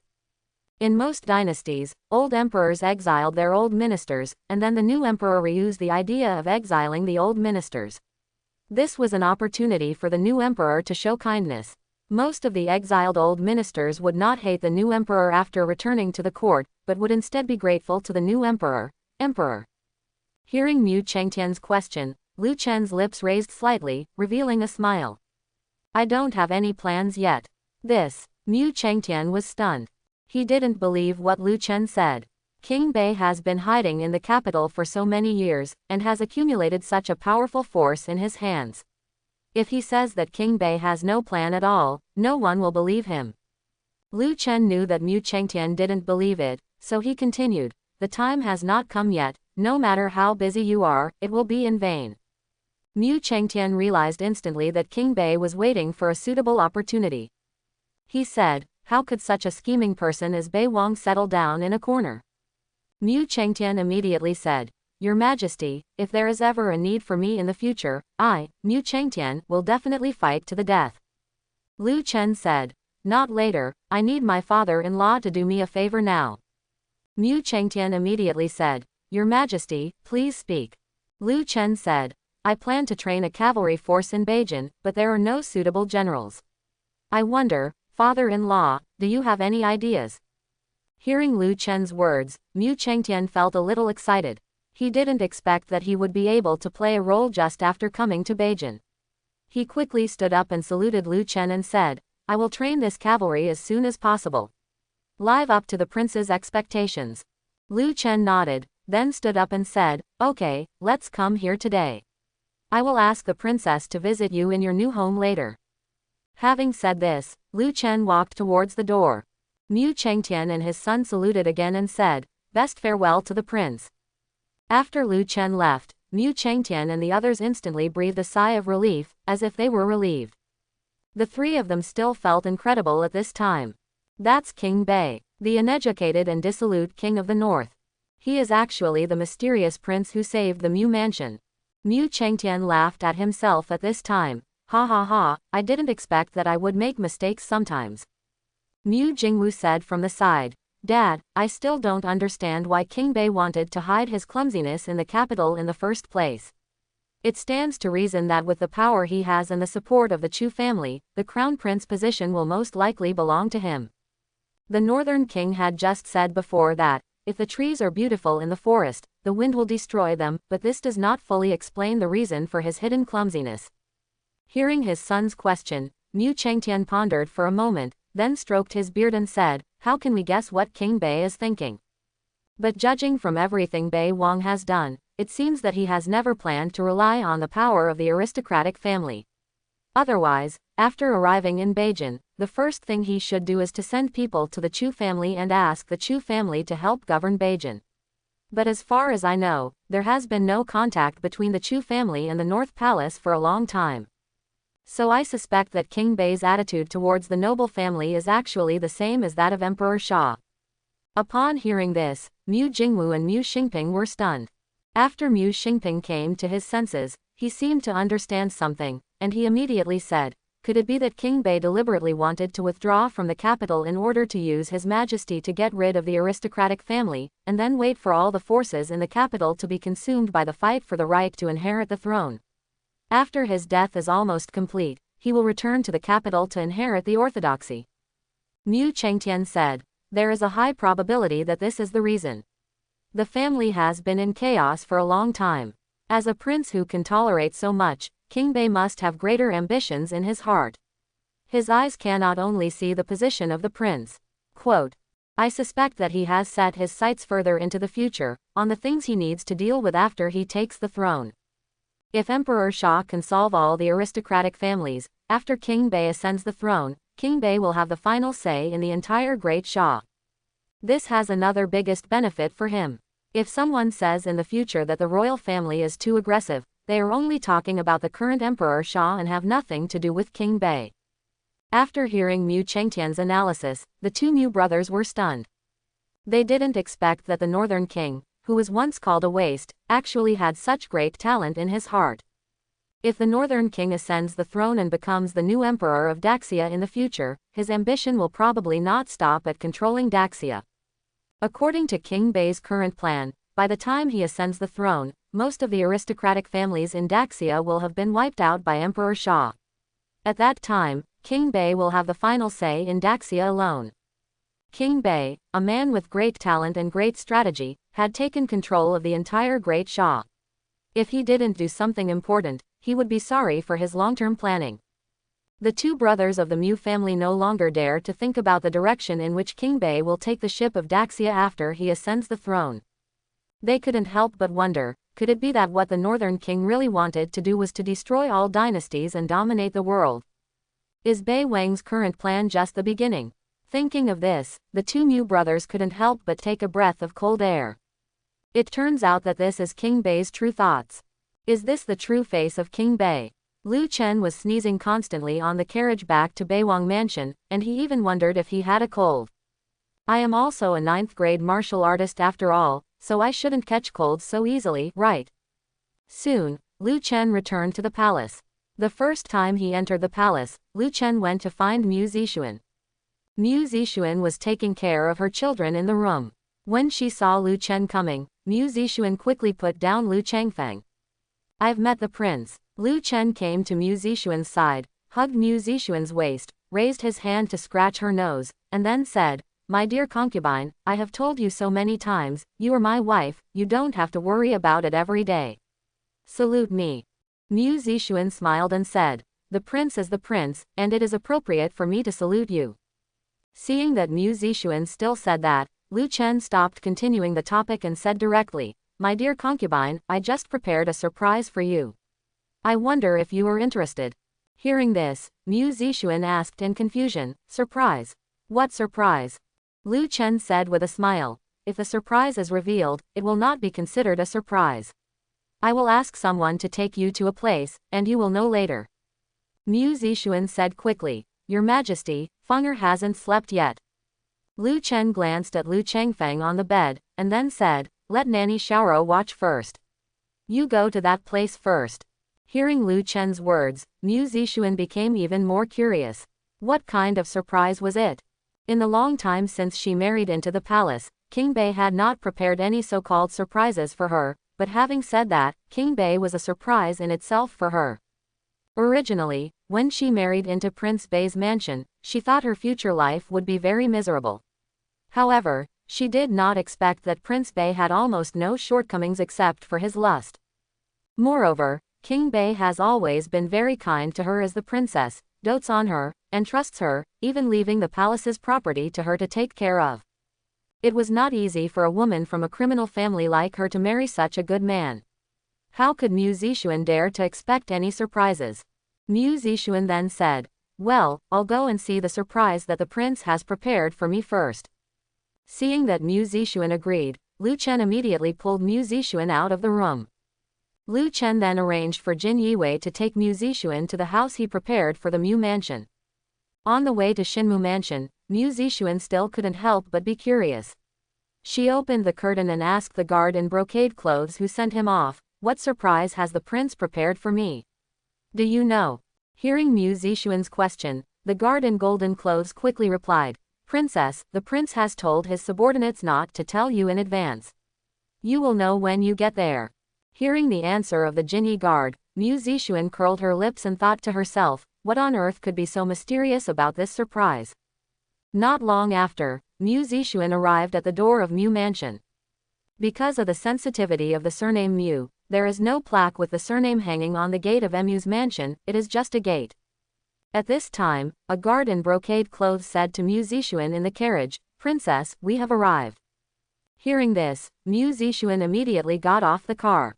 Seeing the gate in front of her, Mu Zixuan was even more puzzled. Why did the prince ask her to come to this place? At this time, a guard in brocade came to the door and said to the servant guarding the door, "Go in and inform your master that the princess is here." When the servant heard this, he quickly ran into the mansion. Mu Zixuan came to the door of Mu Mansion at this time. When the servants of Mu Mansion saw Mu Zixuan, they all immediately saluted and said, "I have met the princess." Mu Zixuan said calmly, "Get up." She was a little absent-minded now, she just wanted to know what surprise Lu Chen had prepared for her. At this moment, a familiar woman's voice came from not far away. Zixuan, I hope everyone will support it and subscribe more.